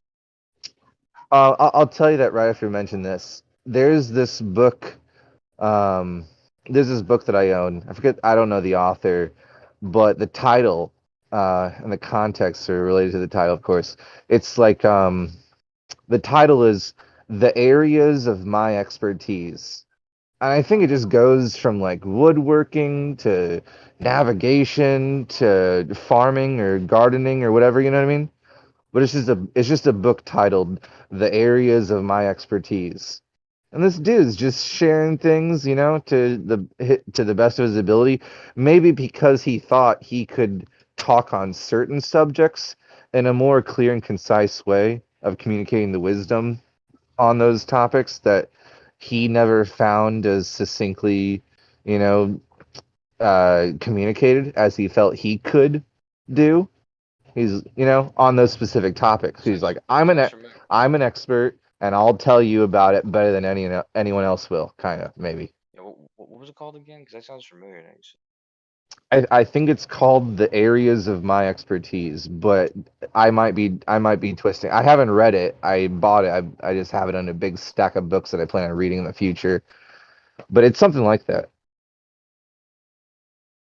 But you asked me, like, what's an example Yeah, of a few things that I wish um, I was told as soon as possible, or that I would wish, to have someone know as soon as possible, or something like that.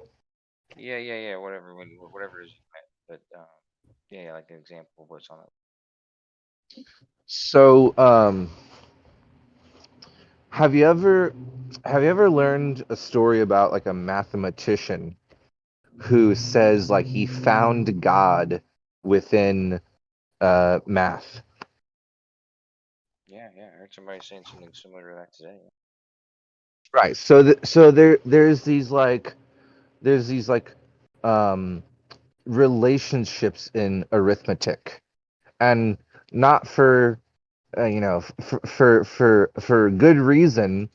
They use terms in mathematics like transcendental, right? That's a mathematical term, Yeah.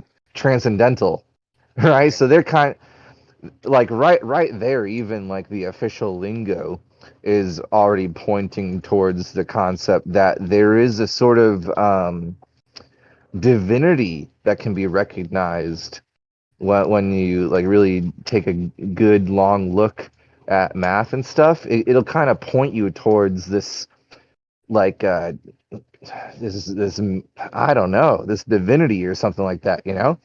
And there's so many examples, but if I were to summarize the main point, it's like like 1 + 1 = 2. What a bland, what a bland fucking like poster child, or what do they call it, mascot for math, right? Like what's the mascot for math? 1 + 1 = 2. You know what I mean? Like I don't know if that connects with you the same way it connects with me, or if Oh yeah, I'm that makes sense. Like the most basic, yeah. basic. Yeah, man. And it's like a lot of people are, a lot of people are going to learn addition, subtraction, multiplication, division, algebra, the order of operations, maybe some statistics, some trigonometry, some geometry, whatever. But then there's, I mean, one weird thing is like, I was never taught about phi, in math. And I was also never taught about things like um, platonic solids and uh, do you know about how platonic solids nest within each other? To some extent, we talked about this before. One of the first conversations I had with you. Um, but yeah, yeah, because there's one though. No, wait, never mind. But yeah, no, yeah. For the most part, I'm trying to remember. So like Which ones we talked. you can place a dodecahedron inside of an icosahedron, and it'll like perfectly touch like in an equal fashion like different faces in a very like evenly distributed way. And it's like, oh, who would have thought that a dodecahedron sort of perfectly nests inside of an icosahedron? And then you can take a cube and you could nest it inside of an octahedron, and you're like, oh wow, there's like this beautiful relationship. And then even the oddball out, the black sheep, the tetrahedron. Well, a tetrahedron flipped upside down nests within itself, and everything. There's just this like beautiful, but also like unintuitive nature to math, where I think it's the whole reason people say, is math invented or is it discovered, right?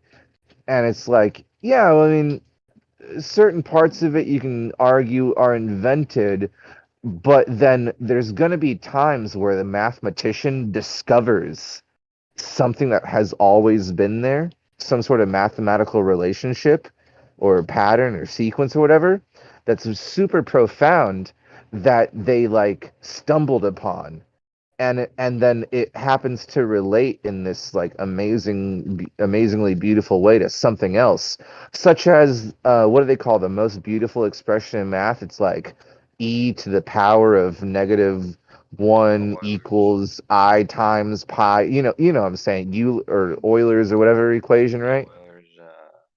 Euler's equation, whatever it's called. Yeah, Yeah, it's and that's a Euler's mathematics. goddamn miracle. You know what I mean? Yeah, it's a beautiful equation. Yeah. Actually, I saw recently somebody recently like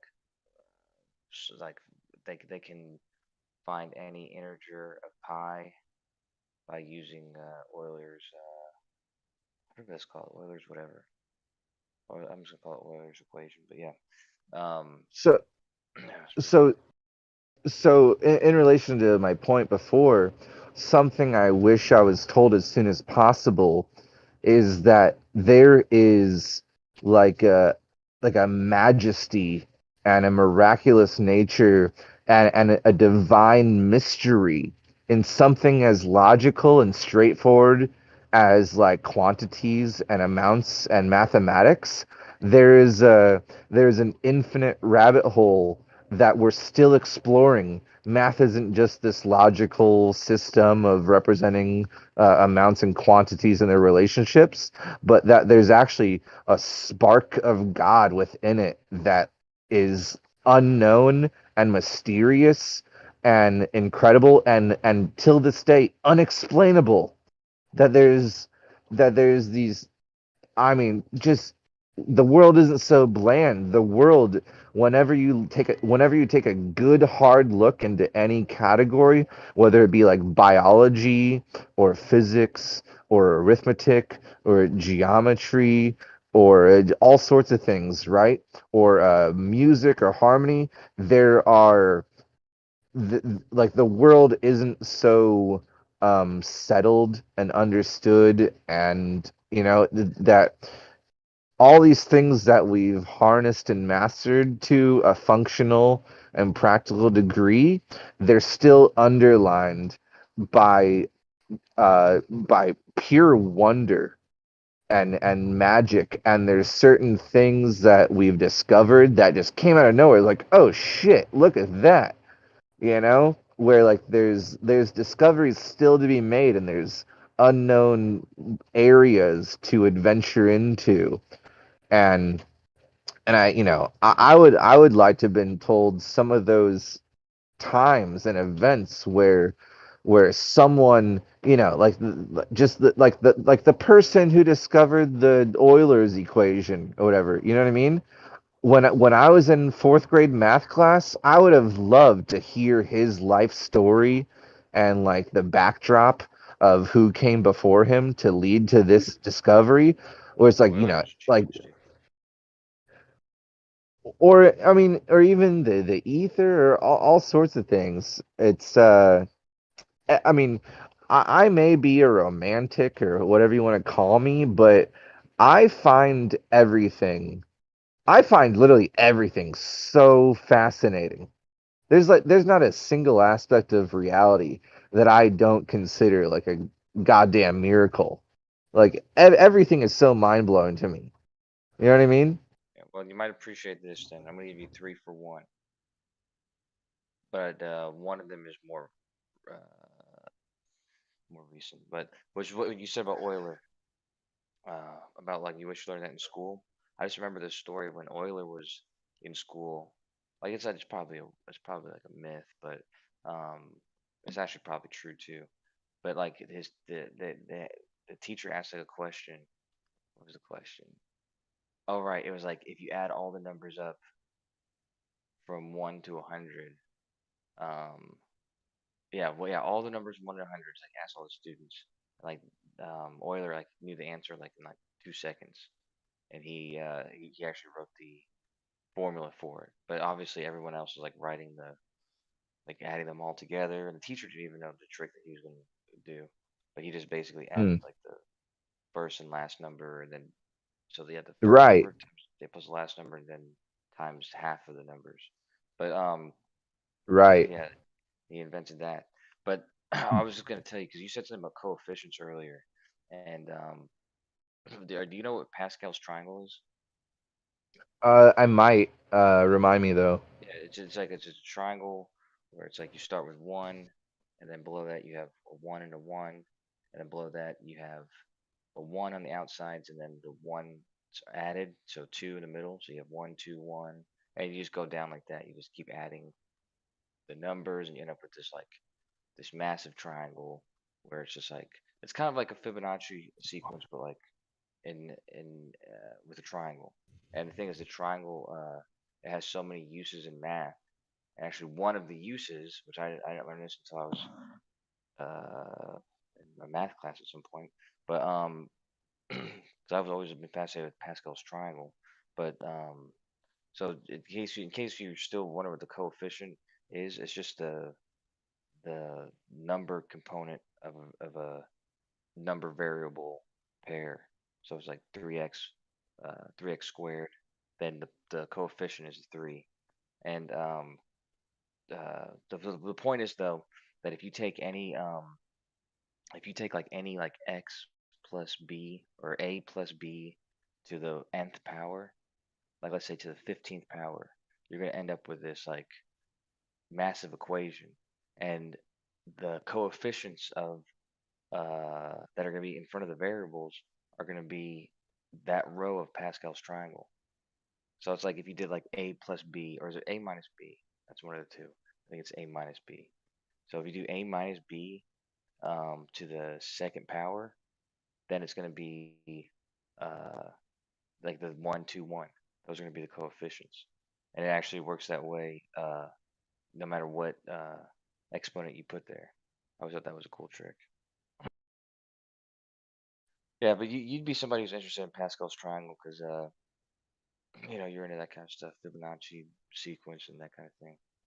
It really is the same thing, just it's like a two-dimensional Fibonacci sequence.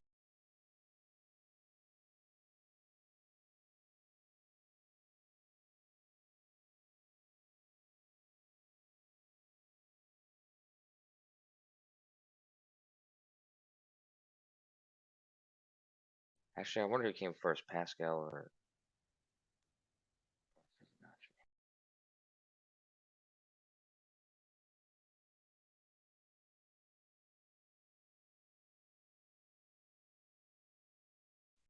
Yeah, but that was just kind of like that was a fun fact. I don't know why, but ever since you brought up coefficients, it was on my head, and then I don't know how Pascal's triangle came up. Oh my, oh my bad, dude. I've been talking with a muted Shit. mic. My bad. Yeah, no wonders. My bad, dude. Yeah. I've been making all sorts of comments with a muted mic. Fuck. Sorry, bro. I No big was deal. I was looking into Pascal's triangle while you're looking and making comments on it. Yeah, I'm definitely gonna look more into that. And I was, you couldn't hear me, but I was asking you questions and making comment on all these constants that exist in reality. You know, these like mathematical constants or whatever. And one of them that I don't fully understand, but I hear brought up every once in a while is that I just found the name, the fine structure constant. Isn't that an interesting one? Yeah. Well, when you say mathematical constants, you mean like physical constants, because I mean, I guess it's the same thing, really. But like, I sort of think of the fine structure constant a lot like I forget what it is, by the way. Like I learned once, but I forgot what it is. well, there's one. It's got a several different. It comes up in a couple different places, but I think one of the first places it comes up is with to do with the spacing between, like, if you look at any spectral lines. So basically, it's like the energy that an electron has, depending on the atom, is gonna determine like the light that it gives off, and there's a gap between spacings, and I think that it's a ratio between the energy of the electron and the energy in that gap. I forget exactly. I don't want to get it wrong, but That's all it's right. something along those lines. Like I got that's the definition. yeah. Go ahead. Yeah. In physics, the fine structured constant, also known as the Sommerfeld constant, commonly denoted as A, is a fundamental shout out physical constant which quantifies the strength of the electromagnetic interaction between elementary charged particles. Oh, this is exactly something I was talking to ChatGPT about interaction of charged particles. That's Well, interesting.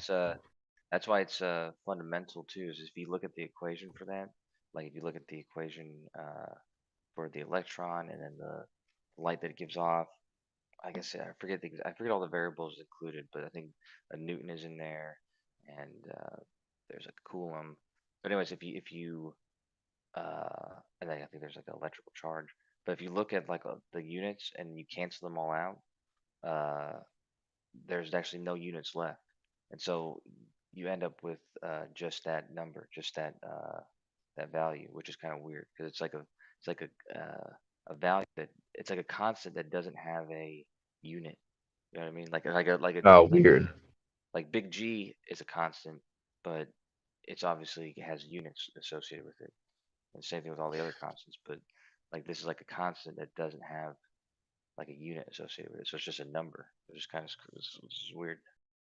That is weird, man. I got a lot to learn and a lot of research and studying to do.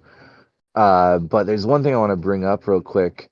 In my conversation with ChatGPT about the nature of electromagnetism, I was asking it all about like energy and its relationship to matter and stuff like that, right? And it was talking about how, energy can be converted into matter because matter is made out of energy doing some sort of twisty, turny, pulsing performance, and matter can be annihilated in technical terms to be reduced to like photons, I suppose is what they say. And I asked it, I said, in a universe completely devoid of matter, could matter ever spontaneously be created?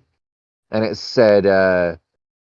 it said yes. That even if there was just an empty void of space, matter could materialize out of I don't know what is it, vacuum energy. I think it said Yeah, just vacuum fluctuations or vacuum. just the energy, I suppose, contained within like some sort of warping of space time or whatever, that space time could uncontort or whatever the opposite of contort is. That somehow that energy could materialize into matter. And I was just like, God damn, if that isn't the wildest thing I've ever heard, that an just a completely empty void could just somehow materialize matter into existence with whatever the vacuum energy means or represents. It's like, God damn it, that's the craziest thing I've ever heard. That I've heard people like I don't know if they actually believe this or if they were just throwing out somebody else's belief. But it was like on a science channel like years ago. But they were saying there's a hypothesis that that is like what created the universe was a specific fluctuation that just happened, and that if it was if it was a certain energy, it would have been enough to like basically create the universe. But I was asking Jace about that concept because it's actually the Heisenberg's uncertainty principle, which causes that to be the case. Like because there's like an uncertainty associated with for instance like the I think it's the energy and let's see what's one of the energies what's What a ridiculous term. the uncertainty principle.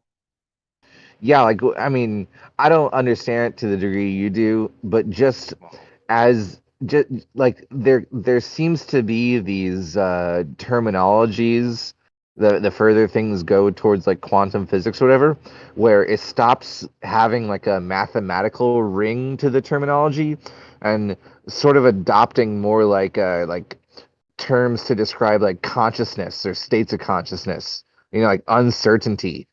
It's like, what are you even talking about in a physical manner anymore? Uncertainty is an aspect of like like a mental state.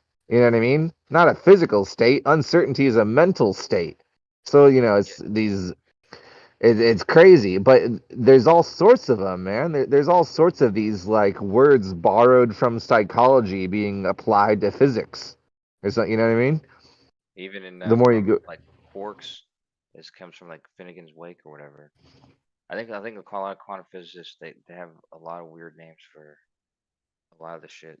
I think that's just like just a quirk. It's just a quirk of quantum physics, I guess. But I'm trying to remember which one pairs with energy. If I can remember it. Regardless, let me see, physical quantities such as time and energy. That's what it is, time and energy. So, uh, everyone knows like the uncertainty principle says like momentum and position. So it's like the more Right. it's like the more you know about its momentum, the less you know about its position. And it's like there's like a fundamental That truth. doesn't make any sense, by the way.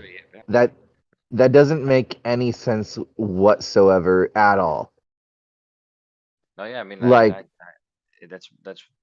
that's why a lot of it is unintuitive, but that's what quantum physicists have basically uncovered is that a lot of the universe and on that scale is completely unintuitive.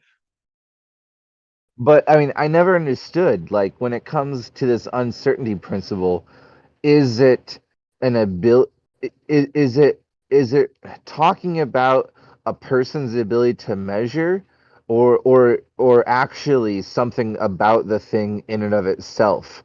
Because we would all say something has a position and a momentum, and I don't give a fuck about what kind of tools you're using where you can only measure one or the other at a given time or attempt or whatever. It's like that's not a principle. That's just a limitation that you haven't figured out a workaround to. Yeah, It's but like what does uncertainty have to do with the physical nature of anything? That's mental. That's not physical. it's not just about observers though. It's about any interaction. So any interaction that has to do with like the position of something, then the more uncertainty, the uncertainty goes up for the momentum. So the more that The the position uncertainty of what though? Of of your its value, ability. like it's gonna be in a almost like a superposition of That states. also doesn't But make any sense. but here's the thing though, that's what like the what do you call it, the quantum fluctuations and like the part like virtual particles, those are all functions of uncertainty principle, but on the property of what was it, energy and time. So the more you know about its energy, the less you know about like when it exists or whatever, or when it has the energy. And so it's like I reject all of this. There's like just the way you're doing a great job in explaining, what they mean or whatever, but I mean, at the end of the day, like I've tried to understand this, and just the choice of words they use, I reject all of it on the basis that these physicists are no longer talking about physics when they're using these words. It just seems like some big Narnia pretend realm where it's like, yeah, what's the next term they're gonna use? Fucking unicorn blood or something like that. It's like, are we not talking about energy and matter anymore? Or have we crossed a line where we're no longer dealing with physics as it's been known? Because it well, just seems so strange. that's how Jace talks about. Jace says like when people ask him like are subatomic particles like matter, but he says like matter is like an emergent property of these quantum like these like that's what people just refer to these things as quantum particles or quantum things. It Uh, all points towards the ether for me, man. Like, yeah, like I agree. that may be the easy way out, but I just wish there was a more concerted effort towards applying the ether to these discoveries or measurements, because it just seems to me that these physicists or whatever, they're just they're just lost, and they're having to incorporate these like non-physical meaning terms to describing physics, and that also starts leaning into like hermetic principles, where the first one is all is mind, and it's like, oh, at the very fundamental like base of physics, we're starting to use mental terminology. I mean, it seems like it's circling back to some ancient sort of paradigms, with ether and God's will and all these sorts of things. It's so strange. Well, honestly, I think the more we learn, the closer we get to the same thing that we've always been searching for. But regardless, the quantum, the first like Paul Dirac and stuff like that, like he was a ether dude, and even after because he was the first one who basically he's like the forerunner of the quantum fields. And I've always said this when like Lemon was talking about it back in the day, Geo talks about it back in the day, and I still say it still is that the people who are big proponents of the ether, um, the quantum field theory, basically, it's basically encompassed what was required, like why the ether was required. And there's differences, of course, like there's things that the ether, um, I guess got wrong, like with the Sure. single, what do you call it? What do you call it? The reference frame, like the Universal constant reference reference frame. Yeah, frame. yeah, universal reference frame. There you go. I think that was the wrong assumption. But other than that, like a lot of the things that it was required for, like to propagate light and this and that, I think quantum field theory encompasses that, and then it just expresses more. And I think also that it's shown to be valid through experimentation. But I think that people, and there's quantum physicists who actually will talk about it in that way. We'll say like the ether lives on through quantum fields or whatever, and Right. they're kind of right. Um, I guess it depends on how you decide to talk about it. Yeah, I mean, it's just crazy that, like I said before, they're like we c- we can develop an understanding of how to manipulate certain things and put them into service for ourselves, make electronics and inventions and whatever. We it's like the difference but it's like the difference between knowing how to drive a car versus knowing how a car works. You know what I mean? It's like we know how to use it, but we don't know what exactly are the mechanics of the thing that we're using. We can Yeah, we true. can use it to take us from point A to point B, but we don't really know what's going on under the hood. And then you can get a then I mean then it's sort of fractal in that nature. It's like, okay, I understand what's going on under the hood, but then there's like chemical reactions happening in the pistons or whatever. Or it's like, well, I guess there's a deeper layer of understanding that I can't tell from this perspective. I'm gonna have to get in there to really know like why I'm okay, the pistons go up and down, they turn the tires, whatever, but then there's like a deeper layer, and you're like, okay, there's like explosions happening, and then you're like, okay, but why is there explosions happening? And you're like, okay, so there's like a chemical reaction. Then you're like, oh, what are the mechanics of the chemical reactions? And this is where you're gonna get into the whatever electrons and stuff like that, right?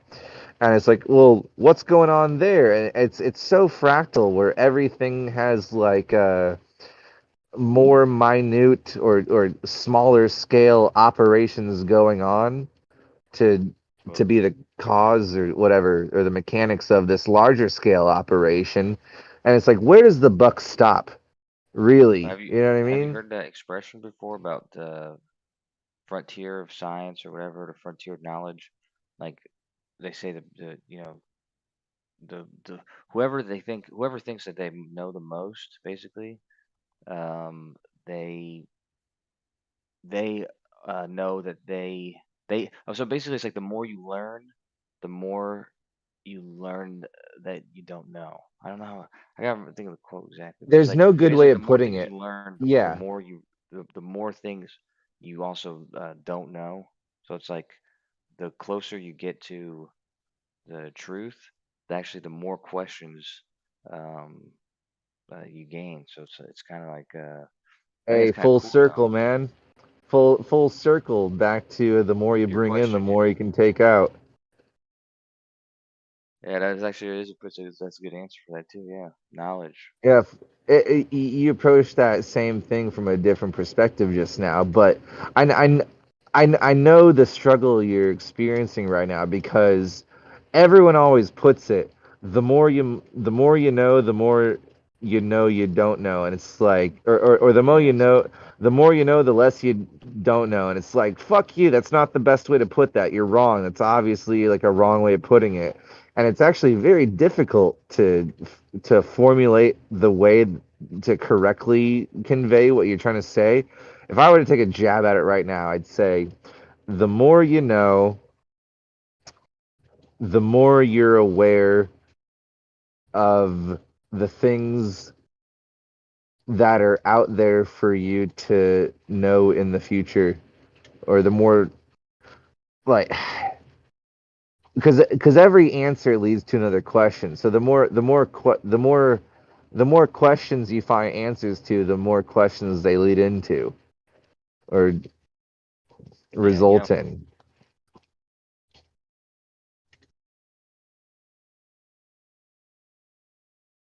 There's always a why, you know. I figured out why this. Now what is it? Why that? Well, you Why, know, why? I once heard like I was trying to find it, but I can't like search for something and then press my push to talk. I gotta come back. But uh, I once heard Neil deGrasse Tyson of all people. He did a real good. He expressed it in like in the way I can remember it, at least. So I gotta find his expression. Cause say what you will about him, he actually is he's decent at what he does, which is supposed to be a science communicator. Sometimes he'd like he like science communicators, they fucking exaggerate shit like way too Yeah. much. You know what I mean? Just because that's what they're trying to do. Like they make things, they say sometimes make things way too fantastical when they don't need to Yeah, be, so and they're they get in trouble for that. sensationalists. Yeah, exactly. Yeah. But he did a good master class on scientific communication. We watched that with a few people in gyms a while back. Actually, I watched it a few times. It's pretty good. Let me try to He says find some this. really dumb things sometimes. Well, yeah, But exactly. That's what hey, I'm saying. They who doesn't? sensationalize. Like I think the pear shaped thing is kind of I don't know why you would say it was pear shaped. It's not really pear Well, shaped. one of the most embarrassing things I've ever heard is he's like, "Oh, hey, Joe Rogan, you used to be one of those moon landing deniers, right?" And he's like, "Yeah, not anymore, but I used to be." And Neil deGrasse Tyson says, Here you go, Joe. Here you go, Joe. You want to know how you know we went to the moon? You can calculate the amount of fuel that was in those rockets, and it is the amount of fuel that would be required to go to the moon." And then Joe Rogan says the weirdest thing ever. He says, "You're right, I'm a fucking idiot." As if that was like a good point made. It's like, Not that doesn't make any sense at all. That was one of the most retarded things I've ever heard. He's what basically saying the equivalent of, if I have enough fuel in my car to drive the distance between Hawaii and New York, then that means it's possible for me to drive a car from Hawaii to, or from New York to Hawaii. It's like, well, it turns out there's an ocean there with no bridge connecting the land masses. So no, just because I had enough fuel to drive the distance between these two locations doesn't mean that my car has the ability to actually go from point A to point B, because I can't drive over water or underwater. It's like, what the fuck did you just say, dude? And then for Joe Rogan to say it was the weirdest, most like cuck response. He's like, I'm not even like paraphrasing. He literally said, "You're right, I'm a fucking idiot." yeah, but wasn't that the second interview? Because wasn't there an interview before that where Yeah, on his that show was and the second or third. they actually debated about the movement, didn't they? Oh, I don't think so. No, I think the first one he did. Like he came on J- and Joe was actually really into it, and I think I mean I could be remembering that wrong, but I think he ended up debating him because he like told him a whole bunch of facts. But I, that's when I, Joe I, Rogan was into the I think there's been at this point like 5 interviews between them, and I think the fourth one was the only instance where Joe sort of stood up for logic and like kind of pushed back a little bit. And Neil deGrasse Tyson got super uncomfortable.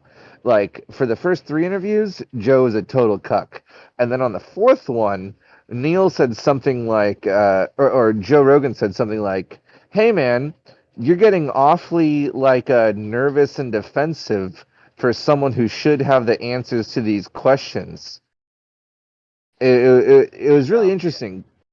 That almost changed my mind about the relationship because Joe just had been such a cuck, just accepting these bullshit answers and explanations from Neil for like the first 3 interviews, and then finally on the fourth one, it seemed like Joe got kind of fed up with like the demeaning, sort of condescending nature of Neil, and started pushing back a little bit to a reasonable degree. And Neil did not take it kindly. He's like, "How dare you? Do you deny, do you deny my priestly ordained words?" It was actually pretty, but then it kind of evened out and kind of just moved on because it's weird to figure out, man. I love to jump to the conclusion people are shills or whatever, but then things like that happen. I'm like, I really don't know what's going on here. Like, I just don't. It's so weird. Some people show tendencies and behaviors where I'm just like, there's, you're obviously getting paid or whatever. But then I see a different side of them and I'm like, oh shit, do you just have Stockholm syndrome or something? Like, why are we having such a hard time seeing eye to eye here? I want to blame it on you having an agenda, but then when you open up or whatever, it's like, oh shit, maybe I was wrong calling you out. Seems like you might just be like fucking confused about these things. Well, Joe Rogan, though, he honestly is. I mean, he's the kind of person that because he did stand up and then he did his show, and now he's done his show for so long, and he's interviewed so many people. Plus, he had that show on Science Channel where he specifically went to Joe Rogan conspiracy. questions everything. Yeah, right. Yeah, yeah. And he actually talks about when he did that show, specifically when he talked to like the Bigfoot people. I knew you were He's gonna say that. Yeah, because that's what he says. He says he talks to these people and he um, like he meets firsthand like these people who he really wants to find Bigfoot and stuff, but these people are obviously just like nutters, basically, like, and they're obsessed with they're obsessed with the idea of finding Bigfoot, but there's like no at all evidence there, and all the different conspiracies he talked to, most of them he said were, you know, basically the evidence was lacking, and I think that like when he had the debate with Neil deGrasse Tyson, or when he had his moon landing ideas, I think the more people he talked to doing his interviews and stuff, like the more facts that he like whenever he gets faced facts, he seems to at least adjust his um, understandings, which is fair. And I think that's kind of what I think that's like, a possible explanation for why he seemed like cucky or whatever, is because I think that he was sort of slightly like, I guess, like embarrassed, or um he wanted to show that he actually did, like whatever he thought in the past that he obviously doesn't think anymore. He wants to make up for it a little bit, if that makes sense. Yeah, um maybe he's making some over corrections. yeah, right. He's yeah, I know what you're saying. And yeah, I'll just say I don't have my mind completely made up about him or really anyone because I'm only exposed them to a very small degree to the degree that anyone puts themselves online. Some things just come across as so shilly or cucky or whatever or agenda driven, and I've definitely made some snap decisions or opinions about people in the past, and then I keep on tuning in and keep an open mind and say, yeah, maybe I was too harsh, but then I go back and forth, and then at the end of the day, I'm just like, man, I don't fucking know.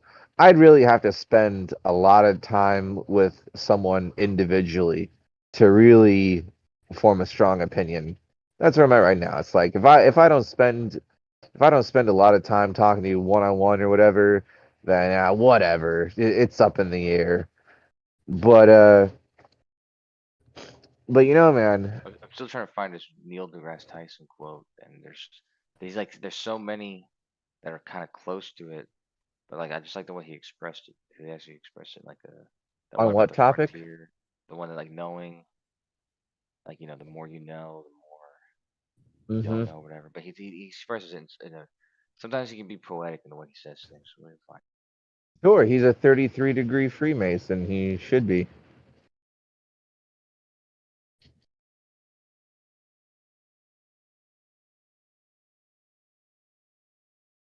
One of the things I really appreciate about ChatGPT is it addresses a complaint a little bit, or it's a tool in the service of addressing a complaint I have or a problem I have with a lot of things. It's just that I think the art of teaching is kind of, I don't know, dead. There's like Neil deGrasse Tyson, he can be this science communicator, right? And it's like, well, I think he's doing a fucking shit job, and he outshines lots of people discussing the same subjects, and it's just like all I want. And I actually found a pretty cool website that does a pretty good job. But all I want is for there to be a place or a source of information that won't be biased, right? It's like, where can I go to be shown, you know, the best evidence, the best data that supports both sides and just allows me to make up my mind at the end of the day, that they'll give equal, effort towards explaining both sides in great detail. And but also, everyone is given Google, but no one's ever taught how to use it. Everyone is given Chat GPT, but no one's taught how to use it properly. The one cool thing though is that you can actually ask ChatGPT. I did it myself. I said, "Hey, Chat, man, uh, how do I use you to my greatest benefit?" It gave me some advice. It's pretty good. I wonder what it said. Yeah, sorry, like I told you, I'm on a different screen, so I have to go back to you first up. But yeah, what's kind of what it say? Oh, well, man, it said, think of me as, a tool to communicate with the resources of the internet in a, in comprehensive and sort of personalized way, uh, and that all whatchamacallit, where am I? What did it say? It said, ask, it said use me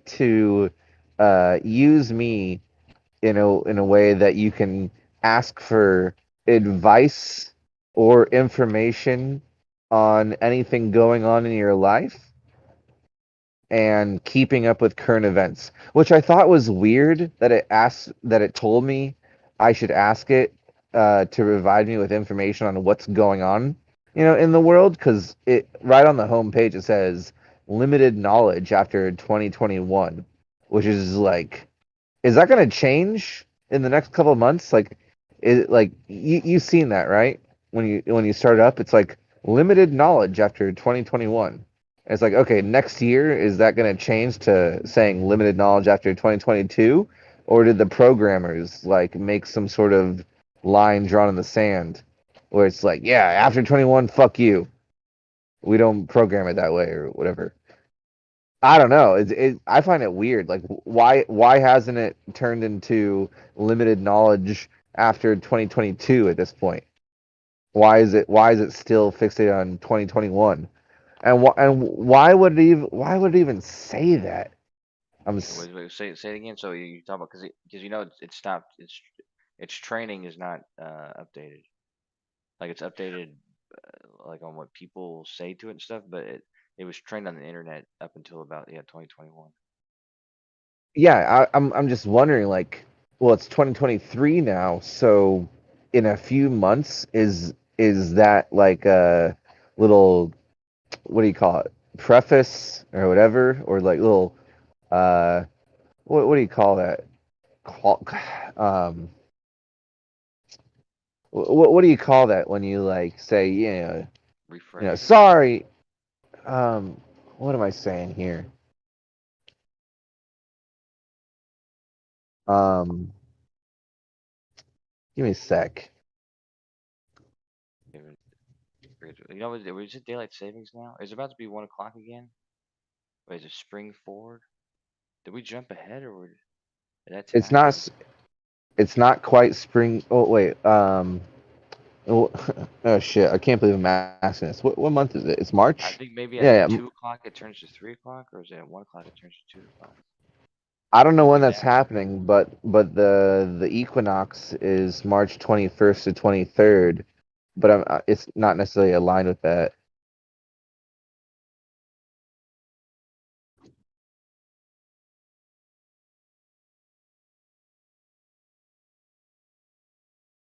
What do you say as a preface before you say what you really mean, to let people know that you don't necessarily stand by what you're about to tell them completely?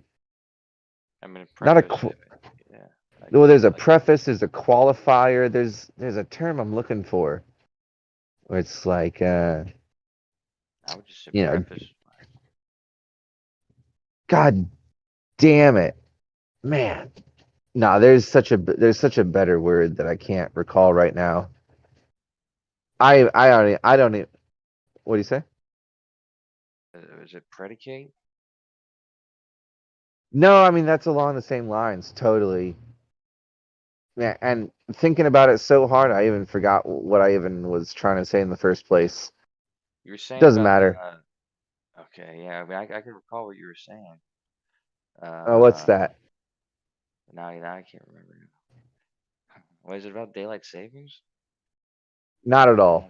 But it doesn't No, matter. I'm gonna go to. It's way too late. I'm gonna go to bed anyways. My brain isn't even functioning anymore properly.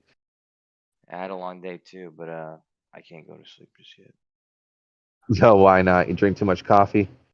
No, I'm. It's a long story. I'm supposed to be. It's a long story. Okay.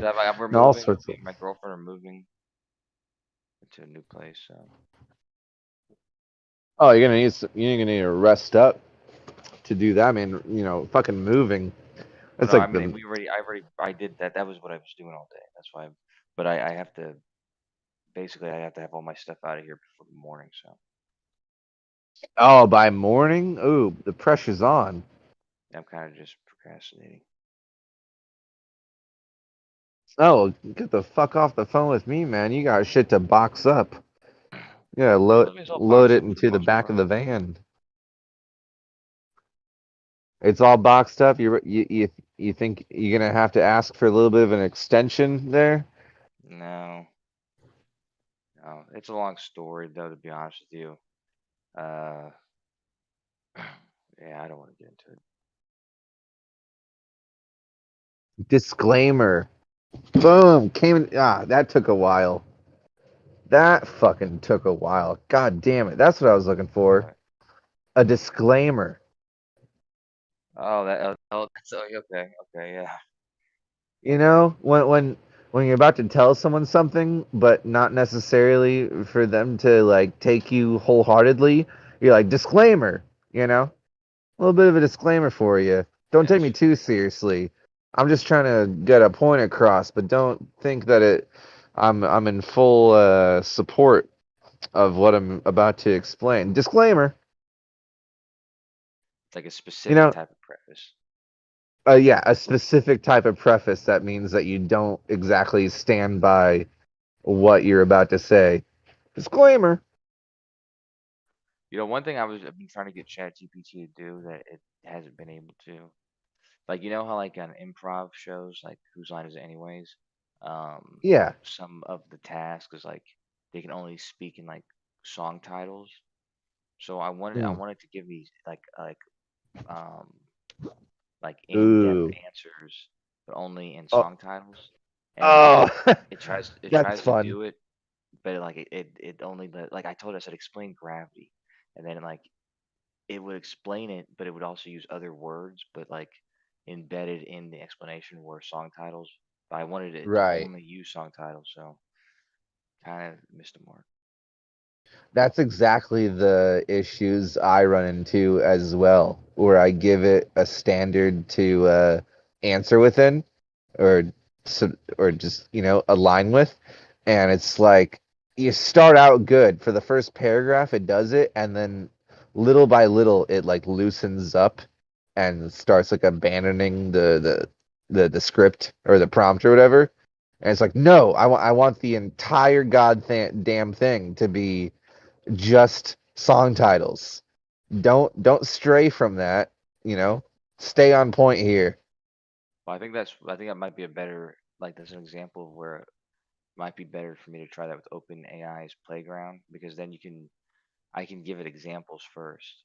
Like I'll have to like think of like some good ones. So like I have to like really think of some good answers because I want it to be like multi-sentenced answers, not just like one song title answer, but like a whole like Right. bunch of song titles like into one coherent fucking sentence. Hey, sometime in the future, really want you to. I said this a few times, but I really want you to listen in, or like here's the thing, man. Have have you ever tried to use GPT on your phone? Yeah, I have, and yeah, I have. So here's a big issue with using ChatGPT on your phone. Uh, you can't copy paste anything. Well, you can't select anything larger than what's displayed on the screen at any given time, and it really upsets me. It's like I If you want to press copy select paste all. this whole. If you press select all, it'll for some reason it's so weird.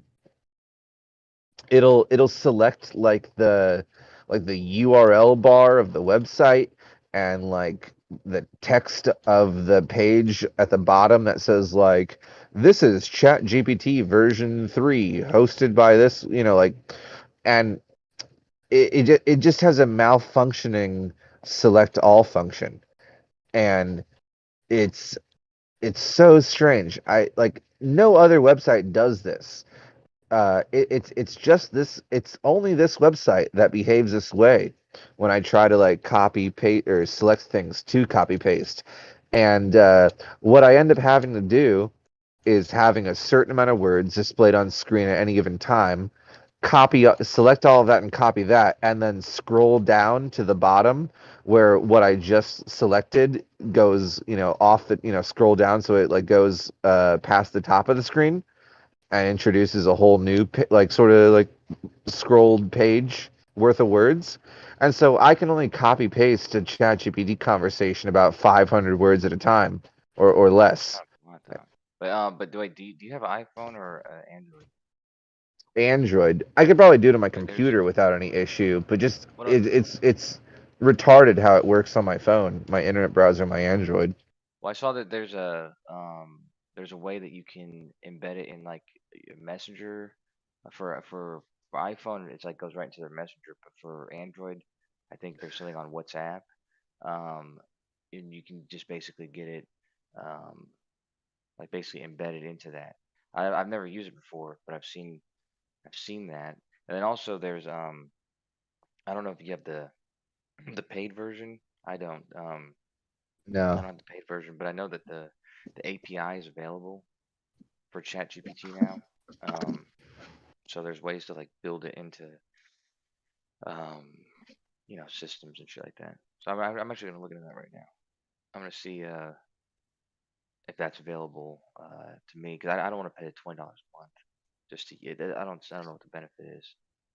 Like Yeah, when I said when I pull up the sidebar, it says upgrade to pro, and it's like I've never even clicked on that to see what the additional features are.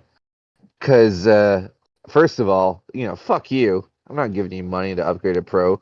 But second of all, I wonder like, what am I missing out on? I am curious. It's like, what is the pro version of Chat GPT versus the free version? It's like what? Like what are you even talking about? There's a pro version.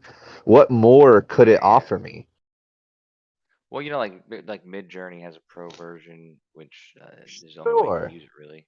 But ChatGPT, so suppose oh shit, so you get cutting edge stuff. I know you get like cutting edge features. Like if they have new features, you get access to that before anybody else. And I think you Wh- also don't have to wait. How could it be Where better? I've never had to. Do you know at all what the pro version of ChatGPT includes?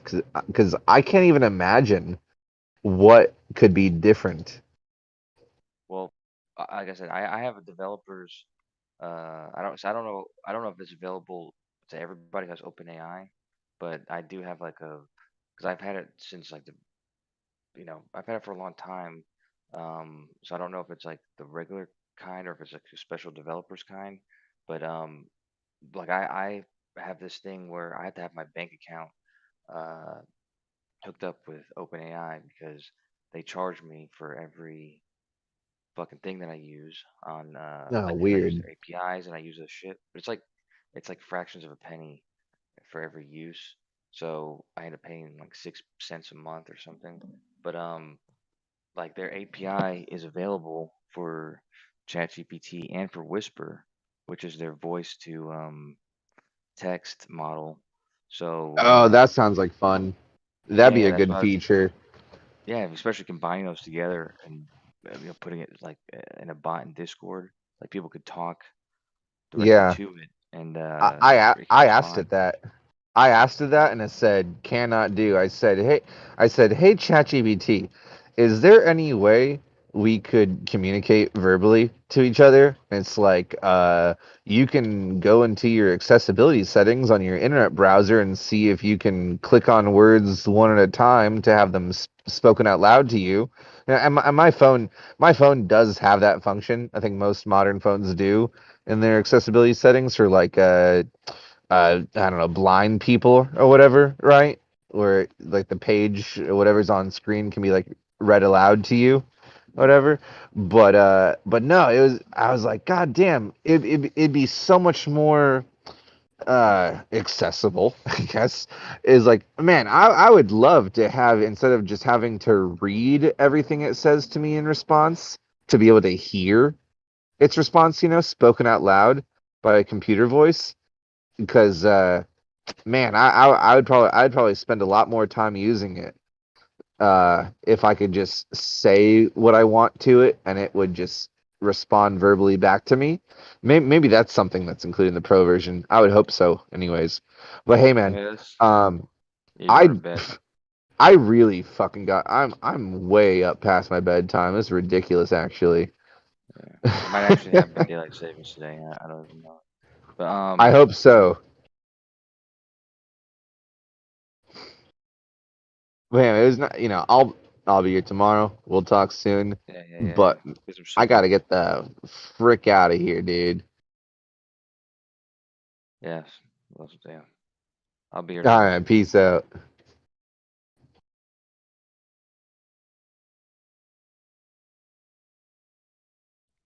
I might even build a bot tonight. Who knows?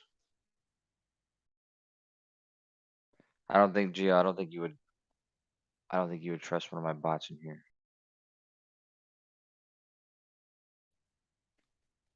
People always think that you're gonna do something nefarious or something.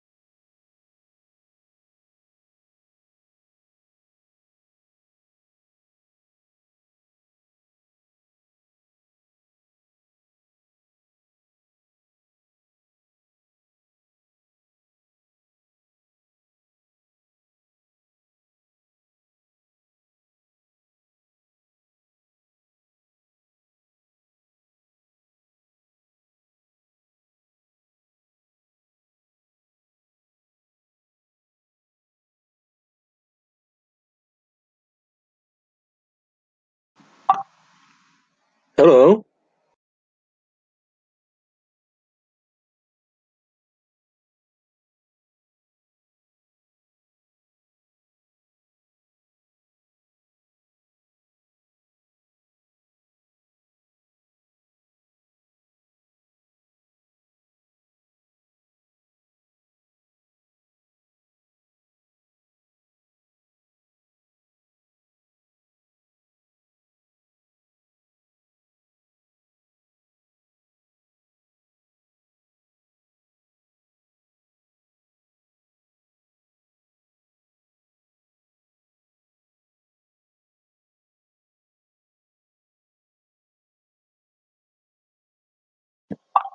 Je suis Dodo left this server or was he banned?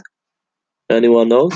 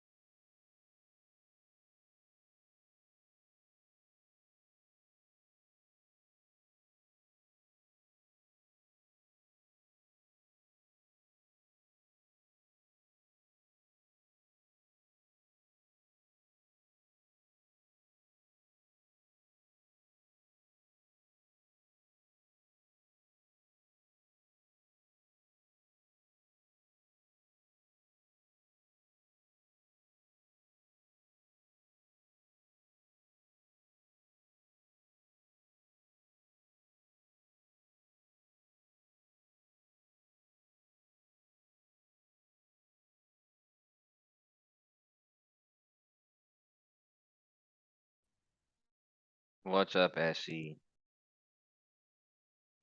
What's up, Kosho? Not much, man.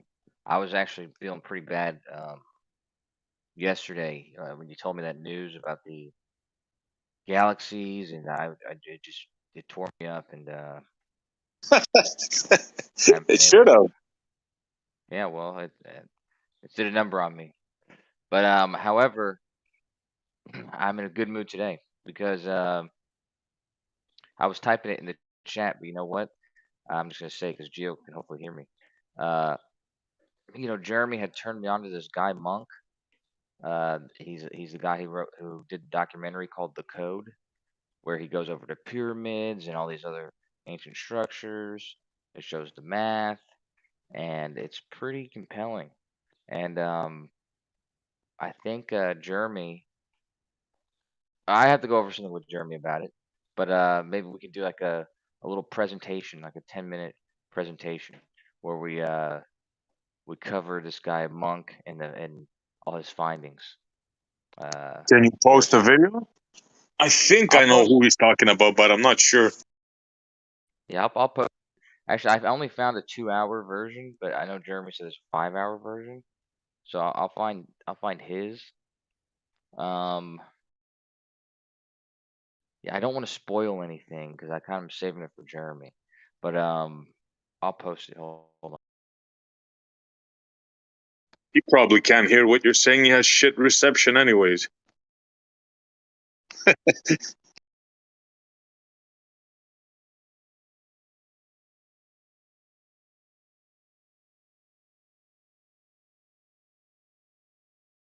By any chance, would you happen to know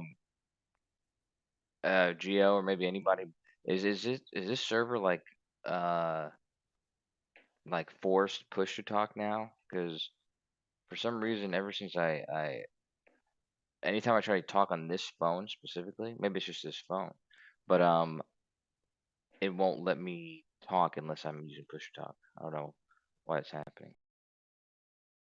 I don't know. They keep making changes. The one change that I really don't like is when people used to talk, when you had the message thing on, you'd see like a little thing and you'd see who was talking, right? An overlay. They took that off. That was like the best feature. So now you don't know who the hell's talking to you. You got to go and change screen. And I mean, why did they do that? I don't get it. Well, they fucked it up for a little while. Was it because yeah, and then wait, do you have an Android or iPhone? Android. Yeah, see, that's what sucks. iPhone didn't have it at all for the longest time. I don't even think they still have it. They might have it now, but regardless, yeah, because you can press that button like that shows the person, and you can also mute and unmute, and you can be anywhere on your phone. You don't even have to be in Discord, and that works again now. So you can still you can mute and unmute now, um, but it's possible that your overlay got turned off, and you just have to turn it back on. No, I Because did. I went in the thing. I checked. They're all turned on. For some reason, it doesn't work. And I'm not the only one. I asked around. What do you have the overlay? Yeah, but mine's bad. Mine's working. Like I said, for a while it wasn't working. Like the buttons wouldn't show up, but it's the overlay is there. It just Yeah, but it's kind of finicky though, because like it shows me talking even when I'm not talking. Like it'll show the person talking, but then it'll also show me randomly, even though I'm obviously not talking. yeah, So but I don't know. you're on It's just weird. Apple. You said right. You're on Apple. No, I'm not. I'm not an Apple. You're on Discord, and you. That's weird. Yeah, but wait, what kind of phone do you have? Like what model? What's it called? The Note. Oh wow, okay. That's a good phone. Wait, which one? Which note? It's one of the best phones. The latest Note. Really? You should do this GPS test, man. You have dual frequency. Yeah. Yeah. Anyways, enough about that though. But yeah, um, it's possible that your phone's still funky. I would try it again. Like just try turning it on again. I don't know. Because Maybe sometimes I'll try. mine's not there, and then I just have to flip it on. I go to the voice. Like you know where it is, right? You go to the voice, and then you go to Yeah. enable overlay. Oh wait, there's one other thing though too. You got to make sure that in your phone the permissions is there too. Yeah, the permission where the apps are Yeah, like let this app. overlap. Yeah. Oh, yeah. What's the other one? And the voice you said? Where's that Yeah, and one? then in voice, like in your settings in Discord, you go to voice, and then in that voice section, there's the there he fucking is, and then there's the overlay. Yeah, I did that as well. Yeah. Well, either way, I got big news, Jeremy. Big news for you. What's up? You got a late start today, man. Yeah, I watched your documentary, dude.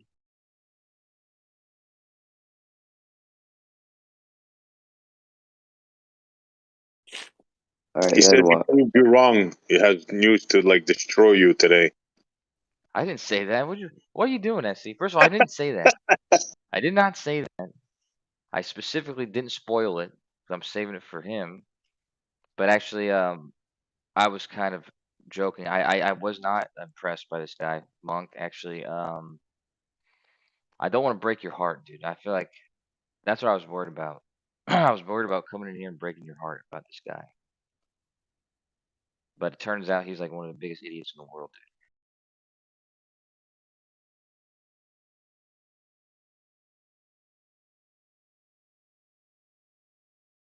What's wrong with this shit?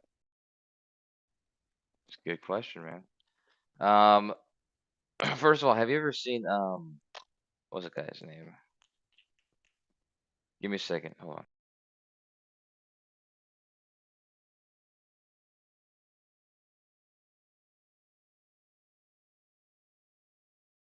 Oh yeah, have you ever seen Terrence Howard? Terrence Howard did like a Oxford presentation. He was the guy from he was the Iron Man. He was the first whatever his name is, Rhodes, Colonel Rhodes, the guy who ends up being War Machine. He's also Hustle and Flow. You know, Terrence Howard. Bro, why are we talking about Iron Man movies?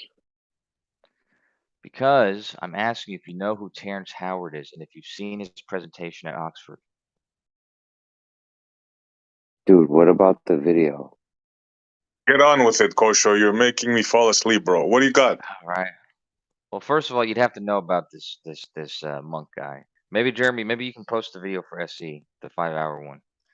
It's worth watching. But it's also, you said you fell asleep through this. How many times, Jeremy? A lot of times. At least 10 times. That's not good, man.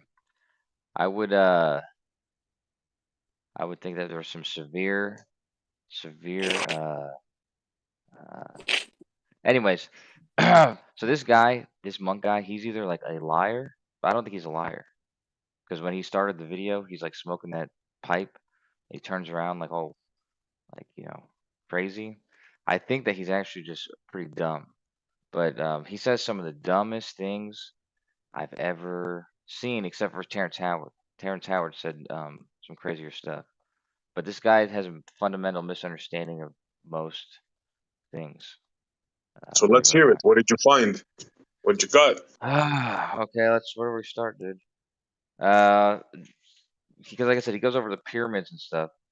First of all, this guy doesn't know the difference between a radian and a radius.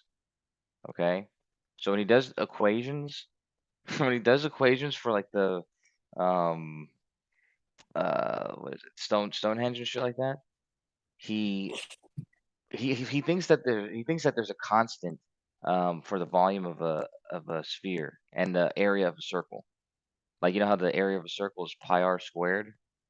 He thinks it's pi radian squared, and since radian is value, he freaking he multiplies that in there, and he thinks that the area of a circle, no matter what size, is a constant, and he calls it what does he say?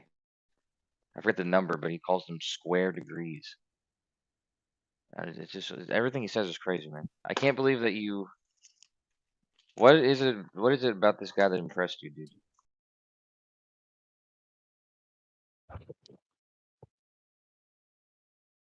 Bro, what did he get wrong? What? Everything he said, every single thing that I've heard him say was wrong. Okay, pick something and we'll go over it. I just did. He doesn't know the difference between a degree. I mean, than a radian and a radius. And here's the other thing. So what a radian is it's basically like if you took the radius of a circle and you curved it. It's like the number of it's like the angle that distance travels basically. And it just so happens that there's what is it? Pi divided by what is it? 360 divided by 2 pi. Yeah, so if you take 360 divided by 2 pi, you get a radian. Okay. Um, he has these equations that like they have from ancient times, and he's like, ancient times, uh, they didn't use pi, they used radians, and like he like converts all these formulas from the ones we know, and he puts a radian in there, and he thinks like it's a different formula, but the radian has pi in it. Actually, I don't know if you if you understand that, but everything he says is just fundamentally wrong, man. Fundamentally wrong and strange and yeah. He said it took him 12 years to come up with one of these constants, How do you one of keep these coming wrong up with all the right constants. numbers and shit? Okay, so for instance, let me give you one example what he does. So I'll back to the radian. If you take, there's an equation he has. So like I said, what is it? Pi r squared is the area of a circle. Pi r squared. If you instead do, he has a different formula. Let me find it real quick. Where is it? Yeah, he has a different formula, and it's 360. What is it? Hold on, damn it. Right. So it's 360 divided by rate. Okay, that's what it is. Yeah, so he's got a different formula, and it's 360 divided by radians divided by 2, which is the exact same thing as pi r squared. If you so he does these formulas like, look, they come up with the same number, but a radian has pi in it. So if you instead of using pi r squared, you use pi or 360 divided by radians or times radians divided by 2. It's the same formula. The fact that Okay, he doesn't get that, who cares? How is all of his numbers coming up with these amazing things? they're not amazing, dude. He can find other megalithic locations from the math he does at other megalithic locations. Yeah, I wrote one of those down. This is good, dude. Where is it? You took notes on the video? Jesus, Kosho. Yeah, there's a bunch of math. All it is math. He's got all this math throughout the whole video. But let me see. So okay, here it is. There's one location. And he does this formula. He goes to Stonehenge, right? And at Stonehenge, there's like 60 blocks around the thing. And he says, well, it's a 360-degree circle, and there's 60 blocks. So they're trying to tell us something here. And so he multiplied They those two are. numbers together for no reason. He multiplied No, not 360 for by no 60. reason, because they're trying to tell you something. Why would you do that? Why would you multiply 360 by 60? Just because it's a 360-degree circle? There's no You got 360 degrees in the every circle, circle is a and then you got circle. 60 stones. Yeah, and then Kosho, he you're said that, spiraling already. It's too early for this, bro. It's too early to spiral out. Hey, Kosho. and then he says there's an inside and an outside. Hold on, dude. He says there's an inside and an outside. So there's the inside 60 and the inside 15, the outside 60. So that's 2 layers. So he multiplies that into it too. So he has this Okay, cool. arbitrary. He has his arbitrary value, and he takes that value, and then for no reason at It's all, not arbitrary. He multiplied the numbers together why? to Why? crack the code that the ancients left us. Yeah. Anyway, it turns out that if you arbitrarily just make up numbers, and then choose random numbers to divide it by, which he did, He you didn't can do end up that. with any number you want. Yeah, he did. Dude, he didn't do that, bro. He didn't choose arbitrary numbers. He chose the numbers that these ancients left us in these megalithic structures. We have to sit down. We're gonna have to sit down, and you're gonna have to timestamp different parts, because I promise you, dude, I was laughing my ass off. This was almost as good as Terrence Howard. But yeah, everything he says is just fundamentally wrong. I didn't see him say anything that was correct. But So Kosho, how? Dude, But pick Kosho, something that's wrong.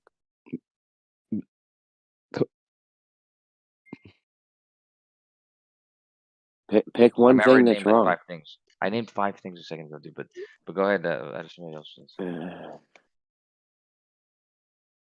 well, Kosho, I have a question for you. Like, you, okay, you are saying this guy is saying something wrong because I don't agree or believe that he cracked the code. So you're, it's like you're calling what he's saying to be something that he found in the mathematics of what he's calculating. You're saying nonsense. But that guy's saying like, but it's adding up. And I guess Jeremy's just like trying to tell you like, but what's wrong though? Like nothing is wrong that he did other than you don't believe what the guy's saying, even though his math is lining up. Right? I mean, I came in way late, and that's all I pretty much heard. But to catch that much in just that few, that little blink of an eye of your conversation, I hear you, Kosho, just like kind of like you sound kind of like mad, like you're really defending against this person, and then Defending against. you talked about Howard right now, Terrence Howard, and Yeah.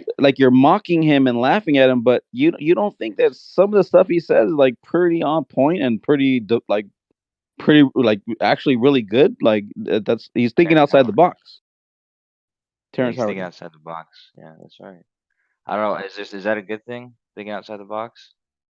Yeah, in a world where you're in one filled with lies, absolutely. Okay. Because inside the box, we understand that 1 times 1 is equal to 1 and not 2. But outside the box where Terrence Howard is, he thinks 1 times 1 is equal to 2. And he thinks banks are cheating us because of this. So he's just fundamentally wrong and doesn't understand basic math. Well, maybe you don't understand basic trickery that's actually going on. Maybe you make Kosho, you ever thought about it? Maybe you don't get it and you don't understand, but you do understand the system very, very well, mind you. You know everything about the system at hand. But is it safe to say that you don't understand anything outside of the system to where a brilliant mind is thinking in a different way that you may be thinking? And maybe he has an answer that you can't even fathom what the reality is because you're stuck in your reality that's been created for all of us. Is that safe to say that you will never listen to what people say outside of your system? Is that safe to say?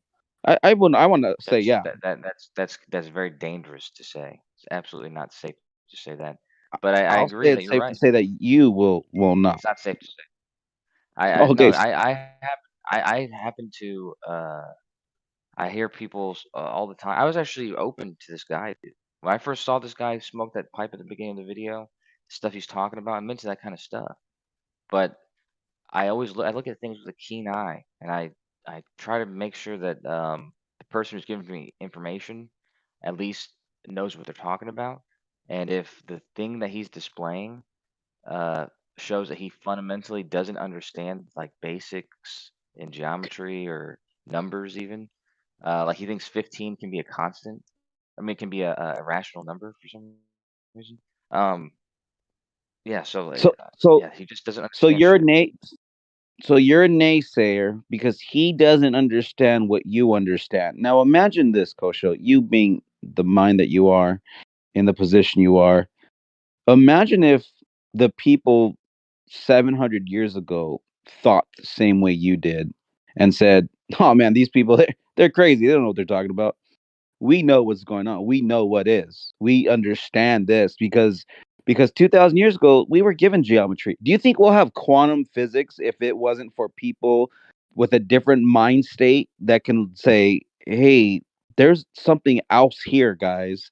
And let's look into it. Let's dive deep as opposed to, just relying on the 2000-year-old, or I'm sorry, at that point 1300-year-old, math that we thought we had a really good grasp on.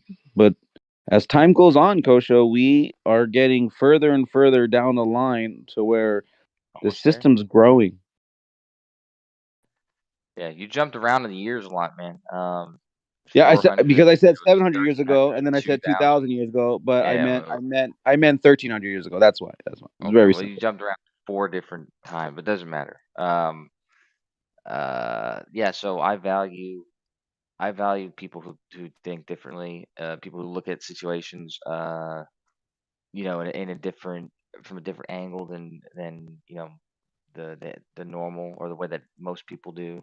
Because then, yeah, you're right. People they're more likely to come across something that other people overlooked, and discoveries could happen that way. But just as I said, um, I was interested in this guy, this monk guy. I was watching his video, hoping that he was, you know, uh, like hopefully this was like intriguing stuff. But I'm Right. telling you, when somebody fundamentally gets like the very basics, like when they don't understand that a radian and a radius are two totally different things, and you don't. Anyways, I know I but know what a radian is. I know what a radian is, and I yeah, know what the radius is. But I this heard guy what you doesn't. said. That's actually when I jumped in, and you were talking about how that the radian has the formula of pi in it. But this is okay. Right when I heard you said that, I swear you reminded me of my children when they were in grade school because I when they were in, like, let's say, fourth, fifth, sixth, seventh grade, they were learning these like math tricks. All right. And I swear to you, I was blown away. I was like, what the hell? Like, why did they teach us this when I was in, school, like, not preschool, but K through 12, because my kids were doing like, multiplications, like 3 digit times 3 digits, like in seconds. They're like, "Bruh, bruh, bruh." I'm like, what the hell? I thought they were little calculators, but they learned a shortcut, right? They learned a trick. So the radian that you're talking about right now, you're saying, well, they just solved it a different way before, and all he was pointing out. This is what I haven't even watched it yet, but I'm gonna assume that all he pointed out is that they calculated it a different way. I think that's why Jeremy's saying, like, but where is he wrong? Because he's not wrong. It still equals the same thing. But I think you're just arguing, like, but he doesn't even know what pi is. No, I think it's going over your head, like, like you're missing it, and maybe you need to take a step back and watch it again or something. Oh, by the way, real quick, Jeremy, Crypto said if you could please check the chat. I don't know if you're checking or not. I don't know if you're here or not. If you can hear me or not. Crypto, I told him. Sorry, I forgot because I'm here talking. But Jeremy, he's asking for his permissions back. He got banned. So if you could just maybe check the chat or messages. All right, back to you, Kosho. But do you understand what I'm saying? Like, I get what you're saying, that pi is in the radius. I get that. But all he was pointing out was that they calculated a different way. And would you agree that even in today's world, we calculate different today than we did 20 years ago, 30 years ago? Yes or no? Yeah, that's true. What's not true though is the way that this guy was doing the calculations. It's never been done the way that he was describing it. So it's true that the radius, if you take the radius and you uh so for instance, like you take like the surface area of a circle, pi r squared, pi the radius squared. If you want to instead do a different equation and do, like I said, 360 times radians divided by 2, you could do Okay. that. You could do that. What you're going to end up with is a value that's in there that has pi in it. So you're going to end up with you're going to end up doing the same equation. However, this guy was thinking that radians, the value, the 57 point whatever, you can just use that number. So he thought that the area of a circle was a constant, Right. no matter what size it was. He doesn't know what he's talking about, dude. You can't do the area of a circle and Can you hear me?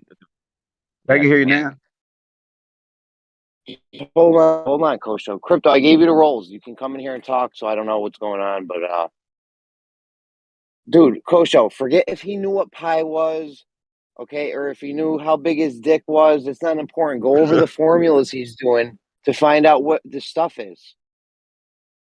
Like my man's finding out my man's finding out where other megalithic structures are based on the math inside a different megalithic structure. Yes and no. What do you mean yes and So no? Why does he for keep coming up with Stonehenge, that 365 number? I only saw him come up with that once, and that's because he multiplied that by a random number. By what number did Dude, he the multiply numbers, it he's by? not doing random numbers, bro. Come I on. know, but here's the thing though. Like he had this thing he calls, what does he call it? It was so funny what he called it. What does he call it? Oh, Wow, it's 4 or 5 hours long. Well, I gotta watch this like tomorrow or something, or yeah, Yo, tonight. I watched it on if it's TK's not stream. at least 4 hours, it don't count. It My says bad. 5 hours. It says 4:56. It's 5 hours long. I'm gonna have to watch it like tonight, later on, like later tonight. I'll put it I under watched my it on 2 times checkout. speed, and I after the first hour, I figured Oh, out, you didn't even watch all of it? Oh, come on, Kosho. no. Jesus, I was Chris. really only going to watch it up to the part that Jeremy was, because Jeremy asked me about a specific part in it, and he wouldn't tell me when it was. So yeah, I So really you was only just kind watching. of oh, I get it. So then you just kind of like you scuff through it, right? Like, I just trying to find that one part. Like I don't care about anything else. Everything before that I was paying close attention to, like I said. Anyways, there's this other thing that he does. He calls it the reciprocal of double pi. Um, and what he means is he takes like 2 pi squared and divides it by 2 pi cubed, and he gets this value. And he thinks that this value is like miraculous. I think he calls it It's a constant. yeah, it's a constant. Dude, if you oh my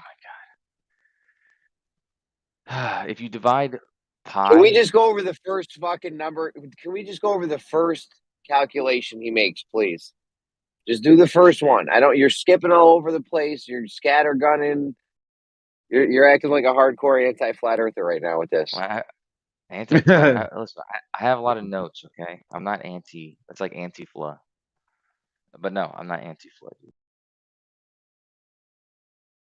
Okay, can we just go over the first measure he made with the 2 stones and the 60 outer ones and the 15 inner ones? I mean, that's good math right there. He didn't make any numbers up. All the numbers are there. What's good? Yeah, give me 1 second. The Stonehenge one. The one I from have really, Stonehenge. I have really bad handwriting, so I have to like decipher my notes. Give me a second.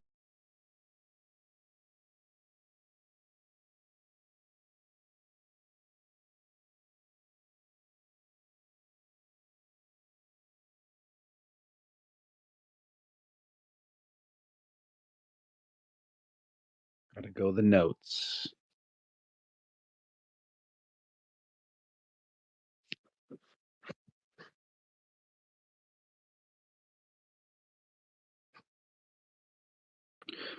Okay, yeah. Okay, so here's the thing, dude. Here's the thing. He took, like I said, 60. There's 60 freaking stones, right? Okay, yes, there's 60 stones. Right. And he said it's a 360-degree circle. It is. No, that's kind of arbitrary. Like the number of degrees in a circle, you can make that anything you want. So there's no reason for it to multiply 60 by 360. But let's just give it to him. That's how He many used degrees 20 are in a circle, and he also figured out that that's what the ancients also used 360. We know the Sumerians came out with a 60 base. Dude, these numbers aren't made up, bro. What do you? We'll give it to him. There's 360 degrees in a circle. He multiplied it. Okay, let's keep going. Well, You'll give it to me. Fine, I'll take it. Let's go. yeah, you'll take it because here's what's up, dude. He got a number 21,600. So he's okay. I got a number. Let's see what the code is. And so he arbitrarily divides it by 51 for no reason. What? Whoa. Where did he get 51 from? Probably because he knew where Stonehenge was, and because he knows where Stonehenge is. No, and he then didn't arbitrarily make that number up, dude. No way. Well, he did actually. He just came out and he divided- was like, "Hey, I'm gonna make this number up 51. Let's divide it by that." That's what happened. Well, no, it's obvious that he used 51 because that's where Stonehenge is. Like it's 51 east or west or whatever. Or what is it? Maybe it's north or south. Where's Stonehenge? Hold on. It's south. It's in the south. Come on, bro.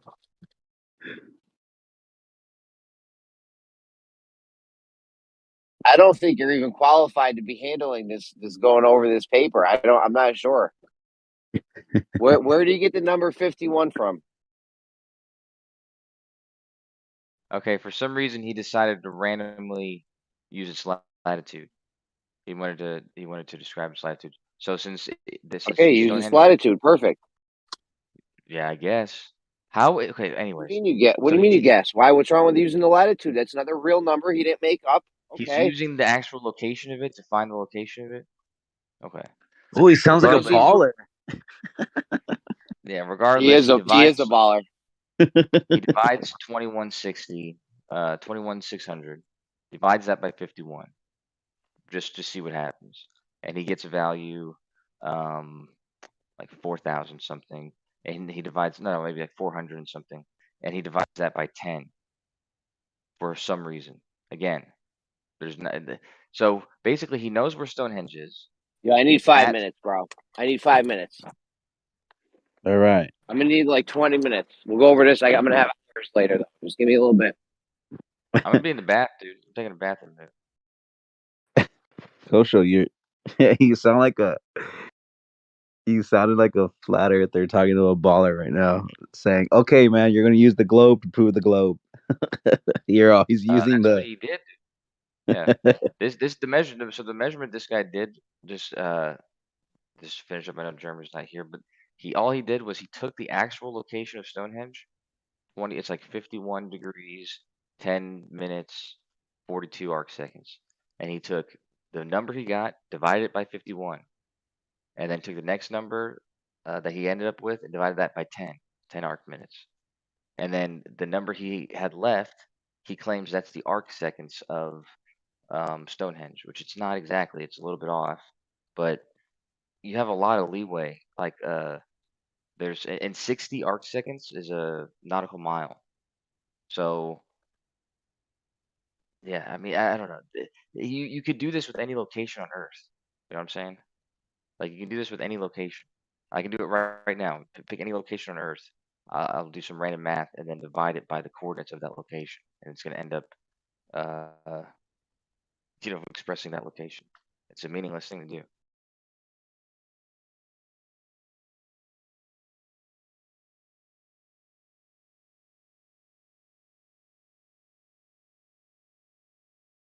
What are you talking about?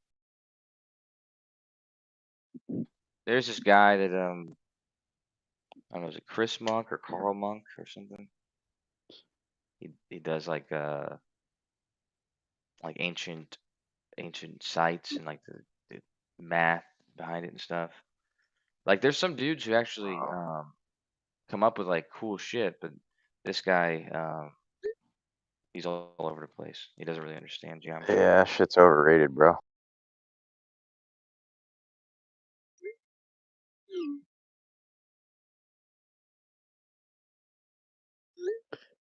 sound a little hungover, dude. Yeah, he's just woke up. He just woke up, rolled out of bed, got on Discord. I mean, actually, I don't think Dice. Most of the time, I think Dice Flow is like he says something funny. I'm okay, it's funny. But yesterday he was pretty funny, man. You get funny Oh when you're wow. drunk. Oh, he was drunk last night in here? I mean, Yeah, yesterday. I was a little buzzed. Nice. Well, that's always fun. Clean up Yeah, this well, place. you get fanatical when you're drunk, Fun. Oh, it's epic, huh? Thanks. Appreciate it. Just kidding. You become like what are those dudes? Like a dude on the soapbox, like on Times Square. Wow. What a dick. You don't remember what you said to me last time, dude. You said you always say some crazy insults, and then you're like, nothing personal. But you said something crazy last time. Like I was What I said, oh, tell me. I want to like I know. was a half breed. Yeah, I was like, Wow. what? What? Yeah, but I didn't even know what it was in reference to. A half breed? Whoa, that's crazy. Dude, I don't remember what I say half the time sometimes. I'm sure you know that though. I told you, dude. When it comes to beers, Oh I no, mean, but no, but hold on though. But I'll still be standing up though. I'll be gone out of my mind, but I'm still standing up though. yeah, but I don't even get drunk, dude. Oh no, that's scary. Yeah, I don't even really get tipsy. Yeah, that means you're not human. Oh, that's probably why I called you half breed. He doesn't get drunk. He just sucks dick for weed. Yo, Oh wow. he took all the numbers. Jeremy coming in hot over there. He's God getting pissed damn. off, dude, because fucking. I told you I felt bad because I knew I was gonna come here. I was gonna break This his Carl heart. Monk guy is my boy. Kosho's fucking it all up. Listen to me. Listen to me. We got the guy. He took the numbers and then he divided that 21,600 by the latitude number. That's correct. That's correct. Okay, and what number did he come up with? The latitude? No, and then he got it. He got a number that he divided by the arc minute of the latitude. And then what? Okay. And then he got a number that he said was the center of Stonehenge, but it's actually not. It's just outside of Stonehenge, but not very far. So it's fairly close to Stonehenge. I'm not gonna say it like it's fairly close, but you know, he claimed it was the center of Stonehenge. It's just not. It's not even. It's not in the structure. It's like outside of the Well, he structure. was using surveying maps and shit, so Okay. Well, I don't think that they. that's all that Anyways, happened with that whole first part. He just found the latitude. He just fucking found the center of Stonehenge. yeah, by using the coordinates of Stonehenge. That's stupid. Hey, No, well, that it is doesn't pretty even stupid. make sense. I don't believe you that that's what happened. I'm gonna have to go back and rewatch the Well, video. that was probably the most intelligent thing that he did, though, because it's after that it started getting real funky, dude. But yeah, dude, you just try this right now. Just pick any location on Earth. Your mom's house. Multiply. Oh, I'm just kidding. I'm kidding. That's fine. You should have heard Dysel yesterday, dude. What do you I say couldn't get to off his mom, bro. yeah, what'd you say? You said you're on a lifeboat. And you're I forget what you said, man, but it's fucking funny. You're like Oh you're yeah, motorboating through the buoys. that shit was funny. I said something like, "Yeah, I'm on a motorboat, and I don't even remember. Dude, I'm playing pinball with your mom's buoys. How fast am I going?" Oh wow. Good stuff. All right. Yeah, but anyways, yeah, if you pick any location on Earth, dude, and take the coordinates and then multiply two arbitrary numbers together, make sure you end up with like a 5-digit number, and then you're gonna end up achieving the same thing. You just divide that number by the degrees and then by the arc minutes, and then you're gonna be left with some value that is probably not gonna be exactly what the arc seconds are, but you can just claim that it is, and it's not gonna be far off. The farthest it could be is a nautical mile. So Can you say that again? I didn't get it. so that Bacon pick some coordinates. Pick some coordinates on Earth, like legit coordinates. How many? Two? A pair? No, just this. Dude, he didn't this one. multiply him by arbitrary numbers though. He got the Stonehenge. He used the Stonehenge numbers. Yeah, no. Okay. What he did was he picked 60, which is the Stonehenge number, and then he arbitrarily chose 360. Okay, he multiplied it by 360 for no reason. That's not arbitrary. Stonehenge is laid out in a circle.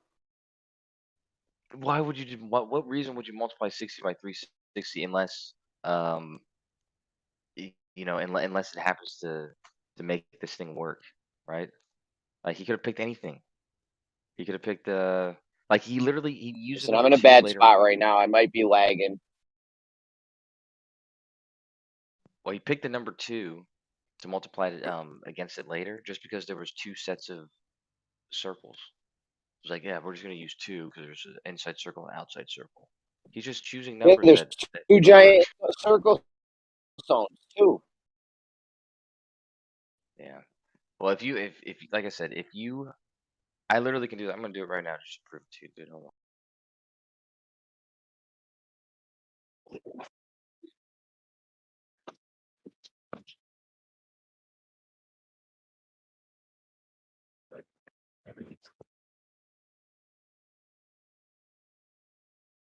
Coach Phil, what did this guy prove that you're so against? Why are you against him? I want to know the real reason. What's going on with you? Show me on this doll where the reason I'll tell you the reason why he's against this. It's because this guy showed that the ancient megalithic structures are all linked in together, and these guys can't have that because they got a paradigm of how history happened. They didn't know about each other. This is just random shit. But they built math. There's numbers. There's very specific numbers built into this thing, and they all link up in with each other. I got you. Yeah, but I don't have anything against that. I mean, I believe I actually I give it some credence to that. Like with the thing, remember when you asked me yesterday about how old that had to be for the year to be that long, and it was like 18,000 years, which is an estimate. I would say probably could be anywhere from 10 to 20,000 years, what I would assume. Let's just say 18,000, because that's what I got. If we found out that the Great Pyramids and the Sphinx were that old, it's right along with what I already kind of suspect is that these structures, at least this Great Sphinx, was there before the Egyptians that we know of, that like the historic Egyptians were there, because it looks like it looks like it's been there way. There's geological evidence for that. Yeah, there's geological evidence. That's true. Plus, they shaved the head. It's like there's a misshapen head. Like the head is like a wrong size. There's obviously a different head on there before, and they just put like a pharaoh's head.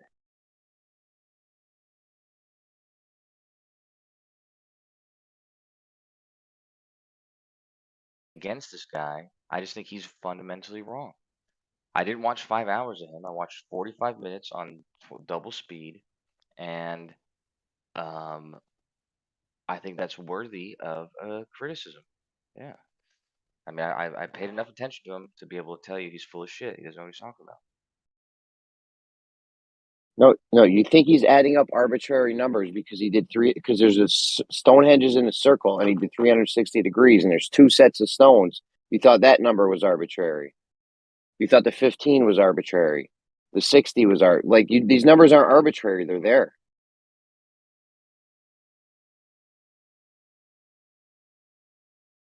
You're an anti-Karl Munker. Okay, let's do something then. Okay. Okay, here we go. No, listen, I'm going to be roboting. I'm driving. All right. We'll get into this. Give me like 20, 30 minutes and we'll get right into this. I'll have a couple hours. Well, no, you're gonna listen to me, dude. Because my latitude, by the way, is about 30 degrees north, 30 arc minutes, and 15.6969 arc seconds. Okay. All right. And let's put some numbers together that make sense. Okay. How about the number of days in a fortnight?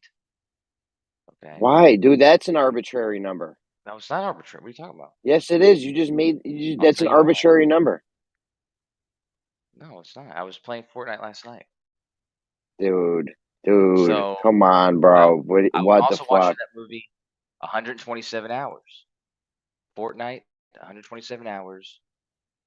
And I was hanging out with a 21-year-old, okay? So Dude, this is dumb, bro. We're talking about megalithic use structures. You're let's see. banging some 21-year-old with playing Fortnite. Well, I'm just gonna find out. So that's 14,127.21. I'm gonna divide that by 30. Okay. You're doing what you just claimed Karl Monk did, though. But he wasn't Yeah. doing it, and now you are.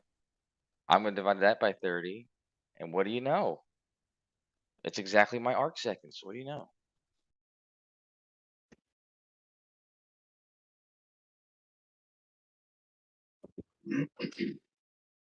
How about this, dude? Just tell me what the most impressive thing that he came up with on there.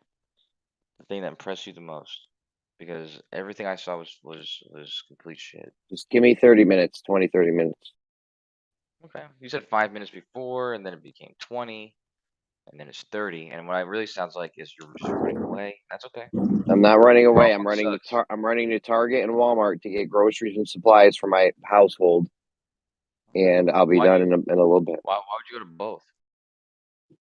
Because Walmart don't have shit that Target has. Yeah, exactly. Then why go to Walmart? Why do I bang your girl and my wife? Because it's better to have both. That's true. That's true. But of course, we all know that that's one and the same person. So, but yeah, but you know, Target has a much better selection of people like to surround yourself with. Dude, the Target's filled with hot chicks. Yeah, exactly. Like only medium to attractive chicks shop at Target, and like barely any dudes. And then Walmart is like the exact opposite. You realize the target symbol is a flat Earth map, right, Kosho? A Talk to circle him. with a dot. That's the flat Earth map. Yeah, you got the North Pole in the center and the South Pole going around. Don't let him fucking do that. No, that makes flat earthers look stupid when you say shit like that, brother. I'm fucking with It makes Kosho. You sense, stay though. out of this. It makes sense. Is that river like it's like a blood river or something? I don't know about that. You brought it to a whole nother level, Kosho. Bullseye. They called it the bullseye because we worship the Taurus, the toroid, the Tor, the bull. Toro. All right, fundamental. No, a lot of people know that stuff. Nah, I know. Wait, So you why do just you say they said call it bull? Why do you say it was called bullseye? Bull's I eye. never. Well, I don't know why it's called the bull's eye, but it's used as symbolism all over the place because it symbolizes something about reality. The bull's eye, the toroid, the Taurus. Toro, the bull. your mom's red eyes winking at me, Kosho. That too. Are you? Mine Are you too. And I'm married. I Taurus? just got married, and your Glad? mom's like flirting with me. She's get the fuck out of here. Well, that's all right, man. Just be nice to her, and she'll leave you alone. But are you Taurus? Glad. No, I'm Scorpio. Wow, I think there's a connection between Scorpios and Tauruses actually. I don't know if it's good or bad because I had a Scorpio. I like the constellation Scorpio. So, um, Yeah, no, like I the don't way it know any looks. of those. What's it called? Connections there? I don't know any of those. I used to try to study it a little bit, but it's honestly I don't care. Yeah, actually, yeah, exactly. I mean, that's what I'm saying. Like, it's arbitrary because like I have a best friend who's a Scorpio, and then I have an ex-girlfriend who's a Scorpio, and I have a totally different relationship with both of them. So, Yeah, but yeah, the Scorpius constellation actually looks cool in the sky. I like yeah, I it. It has agree. like that red heart. Has that red heart. Yeah, it's crazy looking. Yeah. I try not to be the scorpion in the Scorpion and Frog story. I try to not kill him at the end of helping me across the river. So What's the moral of that story, anyways? I don't know. I couldn't tell you. Never trust a That's weird. Scorpio, but that's bullshit because I know plenty of cool Scorpios. Not myself. I'm a piece of shit, but other Scorpios are out there doing well. I'm trying to remember. The Was that a moral of puzzle? that story, you know what the moral of that story is? Yeah, was that a puzzle or a story? No, But yeah. everybody has their nature, right? Don't think people will Oh change. yeah. Yeah. Got it. Oh yeah, that's right. Yeah, I think you're right. That's right. Is that based on your astrological Hey, did symbol? you guys hear that? Did you guys hear that they're already talking about they may not have enough funding to go through with this moon mission? No, not enough funding. It's What? it's painfully Spend it staking on fast votes. to come up with enough money.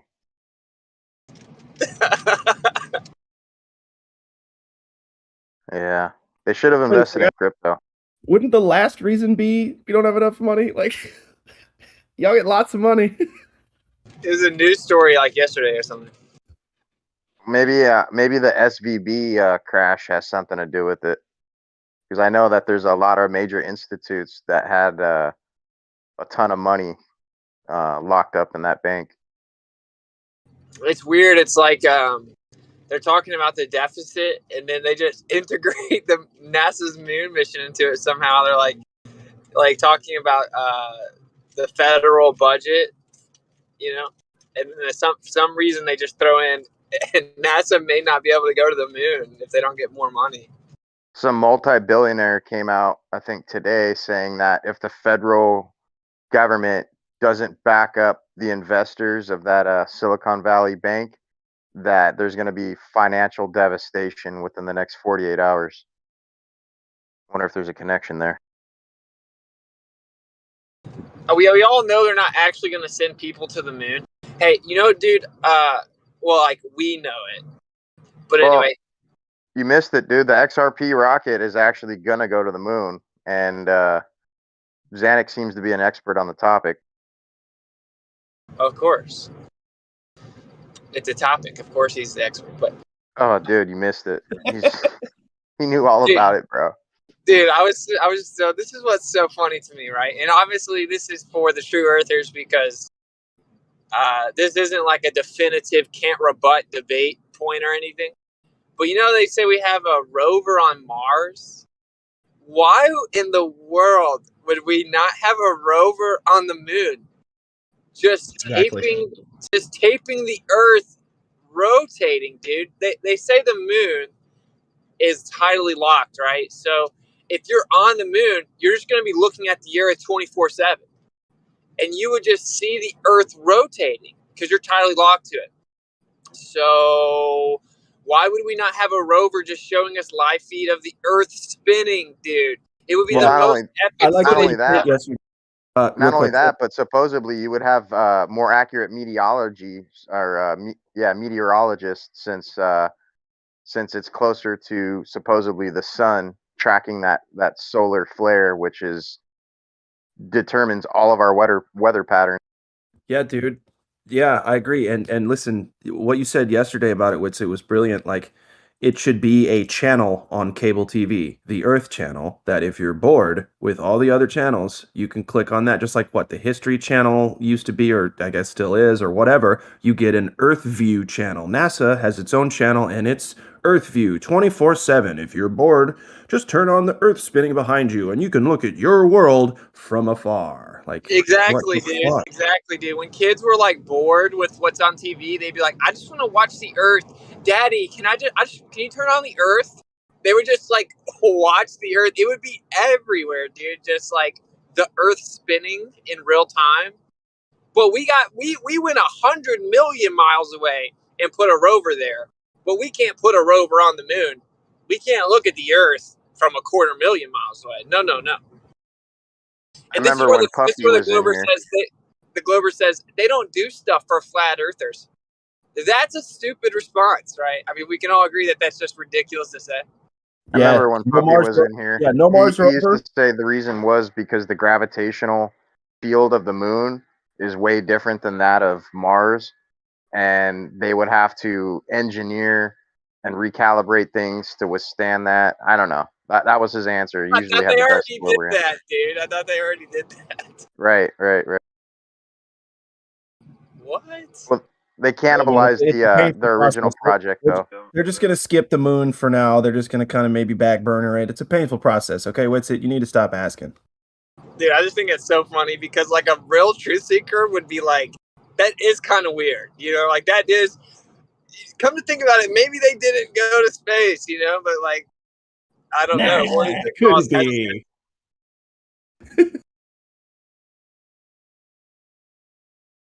Pretty funny to me. Man. Ripley rocket. We can all agree that that would be epic to see, right? Like I'd love to a see it. live, Dude, yeah. I would. See the I Earth would listen if rotating. we had that. If we had like a camera, showing us stars and the thing that we're on rotating and all that kind of stuff, I would reconsider being a flat earther because I would sit and be like, yo, I'm watching this 24 hours uncut. Like I've tracked flights from I've zoomed in and tracked flights from the moon. Like I think we might have been wrong this time. But no, none of that ever. Yeah, I think it's super funny, man. Like that right there is just so obvious to me that they're like it's all a lie. I mean, it's not like definitive proof or anything, but it's just very obvious, you know. And you got Not people in only here talking that, about gravity. Oh, the gravity is different. They just make stuff up in here, you know. It's so weird. No, not just only that, ready. bro. I've been talking about this for a while.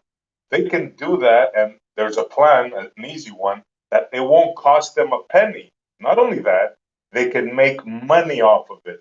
Picture that camera and picture how many companies would sponsor to have their name there. Just picture that. Yeah, but I can see the argument for that. Like, you wouldn't want to taint the moon with like advertisement. But what's so goofy, bro? It's like, dude, it would be considered the biggest accomplishment of NASA ever. If they gave us a live feed of the Earth spinning 24/7, it would be the biggest accomplishment of NASA to this day. Bro, advertisement would be the thing. Picture laser things. Picture picture like colors. Picture Nike things. They can do a whole bunch of stuff, bro, Oh, they're and gonna say make the same thing they money. say about Antarctica, right? They're gonna leave it off limits for science.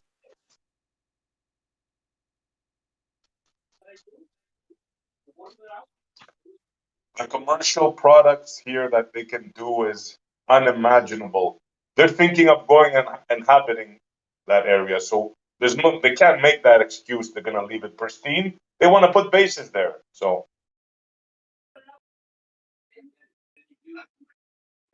That is true. That is a good point.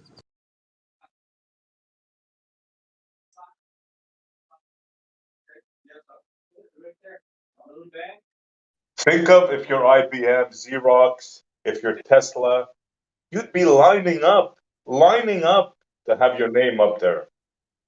Like, there's no excuse whatsoever for this. Why would we not have a remote?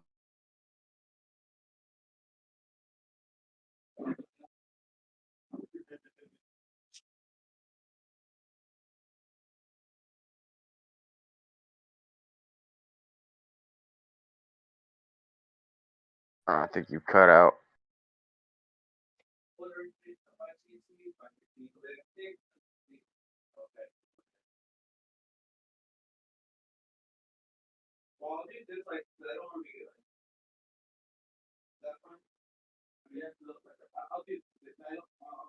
I think your hot mic and Apocryphon. I don't know, someone wants to mute him.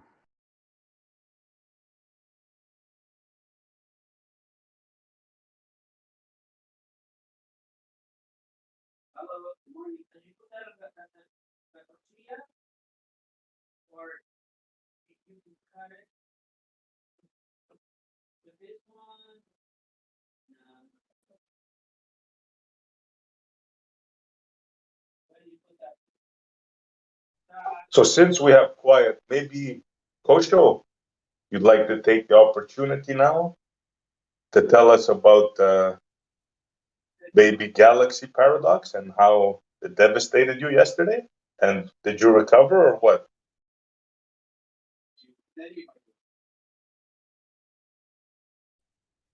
Yeah, I told you I was devastated, and yeah,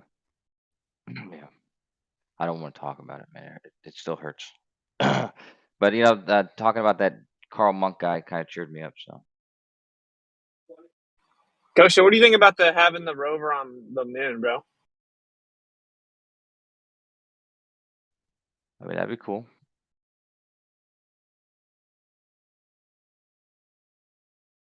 I think we used to have one on there. Did we? Yeah, I think the Chinese have one now, but I think we used to have one. I guess there's something that us and the Glovers could come together on and just ask NASA, like, put in a request, like, can we get a rover on the moon, bro? I mean, they kind of already have like a stationary camera that's a million miles away, and it actually can get pictures of the moon and the Earth at the same time. But it doesn't shoot constantly, but it does. I think it takes 16 photos a day. Still pretty good. What's the problem with video? It takes a lot of battery, a lot of power, and Why wouldn't you just solar power it if you're always on the light side, though? well, I mean, you wouldn't always be on the light side. Only like during a full moon or whatever. So you'd have like long days. Wouldn't you have like what would it be, like 14-day nights? Yep, that's what they say. You have 14 days of day and then 14 days of night. That's what they say. So we pay them all this money, and all these scientists can't figure out how to put a rover on the moon and videotape the Earth. I mean, with the environment that you guys claim is there, like, couldn't you exploit that in some way a little further to come up with something better, like a semi-stable superconductor or something crazy that can, power itself? How's a superconductor going to power itself? Well, like I said, exploiting those conditions that you have out there. Dude, Well, I mean, like I I'm said, I'm just happy with saying, Epic Discovery. So, think so about how like, much money we give them, man. I mean, come on, bro.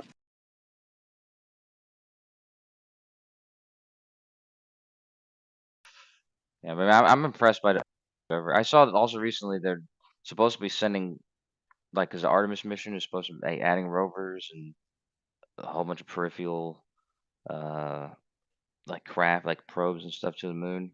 I'm not sure if any of them are going to have cameras, but I honestly doubt that they would have cameras shooting the Earth, because they already achieved that.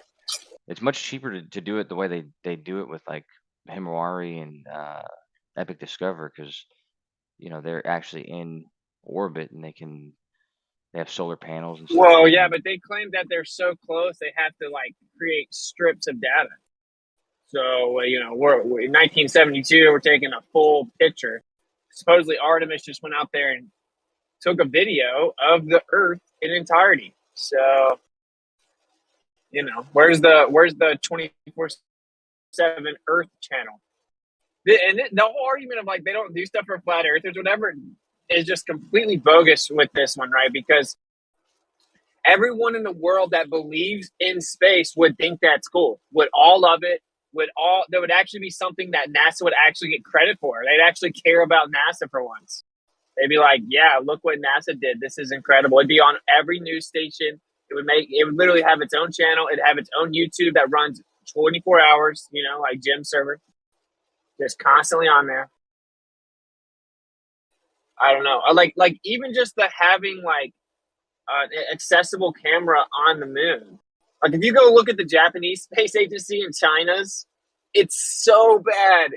It looks like such CGI, right? So Yeah, their shit's trash. I don't know if you remember, but back in the 90s, they used to have a channel where it was just Earth. It looked brutal, but I used to watch it all the time. You don't remember that back in the 90s? No. Back when I was 5. No, I'm just You were kidding. only I don't 5 remember. in the night. No I doubt. was Yeah. born in 92, so I guess I was Oh, 18 no at doubt. one point. Yeah. Well, like, Jeremy, I don't know. I'm not sure what that is, but I don't think NASA would ever stamp their name on, like, the Japanese or Chinese footage, you know? Like, it looks really bad. yeah, Oh, I dude, watched I Ken. just laugh. I absolutely laugh when they say, "Oh, there's 72 space agencies." Yeah, let's go over them. Let's go over some of their video. Yeah, let's put NASA on the back burner and just focus on the other ones. I actually have That's someone with close connections inside of the Japanese Space Agency that wants to help with the audits.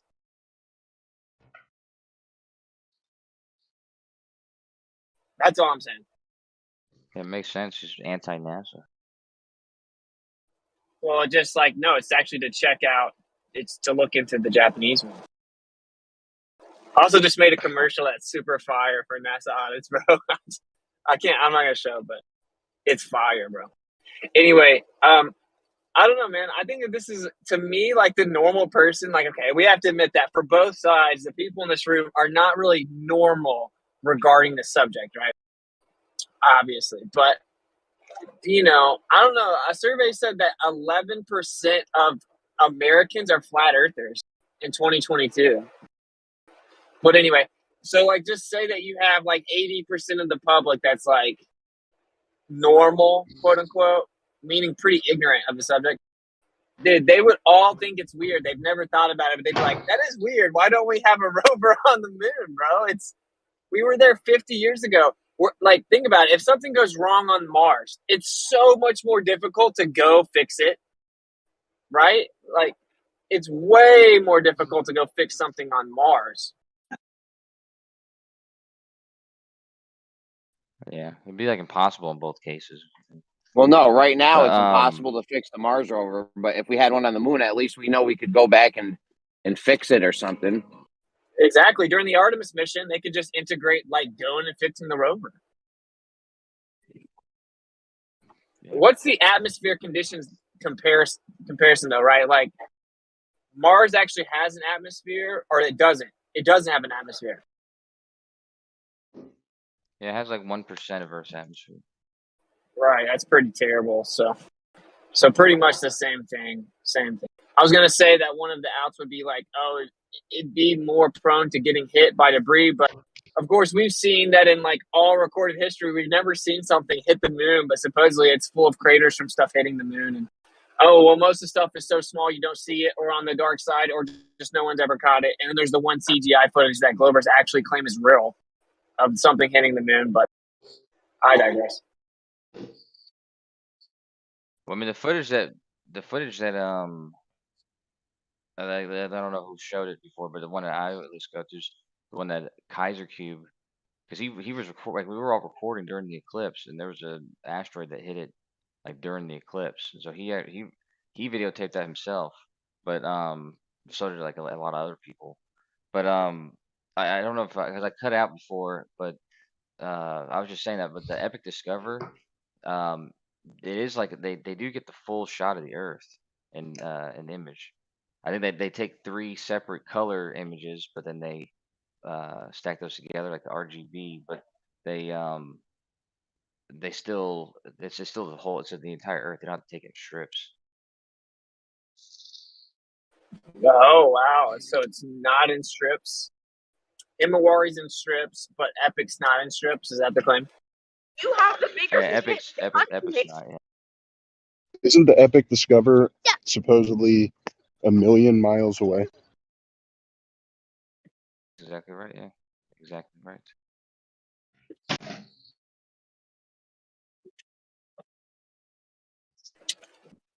Bro, I can't believe the Glovers haven't demanded a rover on the moon, bro.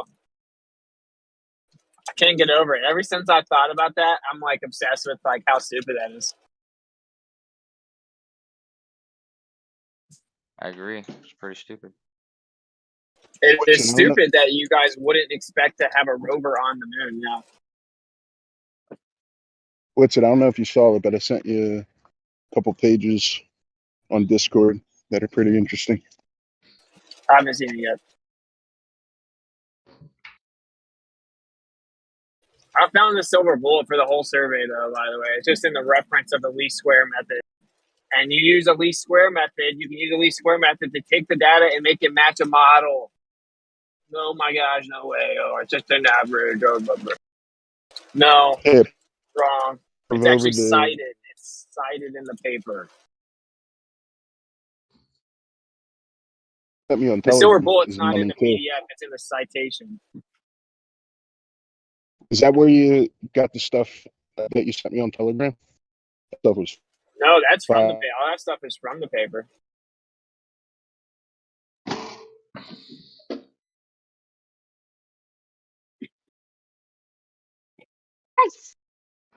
But I've learned that like going back and forth in here, it's like useless and it gives me a headache and it's like, you know, like they'll just make up a new excuse for it, and then once it's proven wrong, they'll whistle wipe right past it to a new excuse. So it's better to just like get to the bottom of it without anti-flat earthers, and then like just make a presentation with specific points.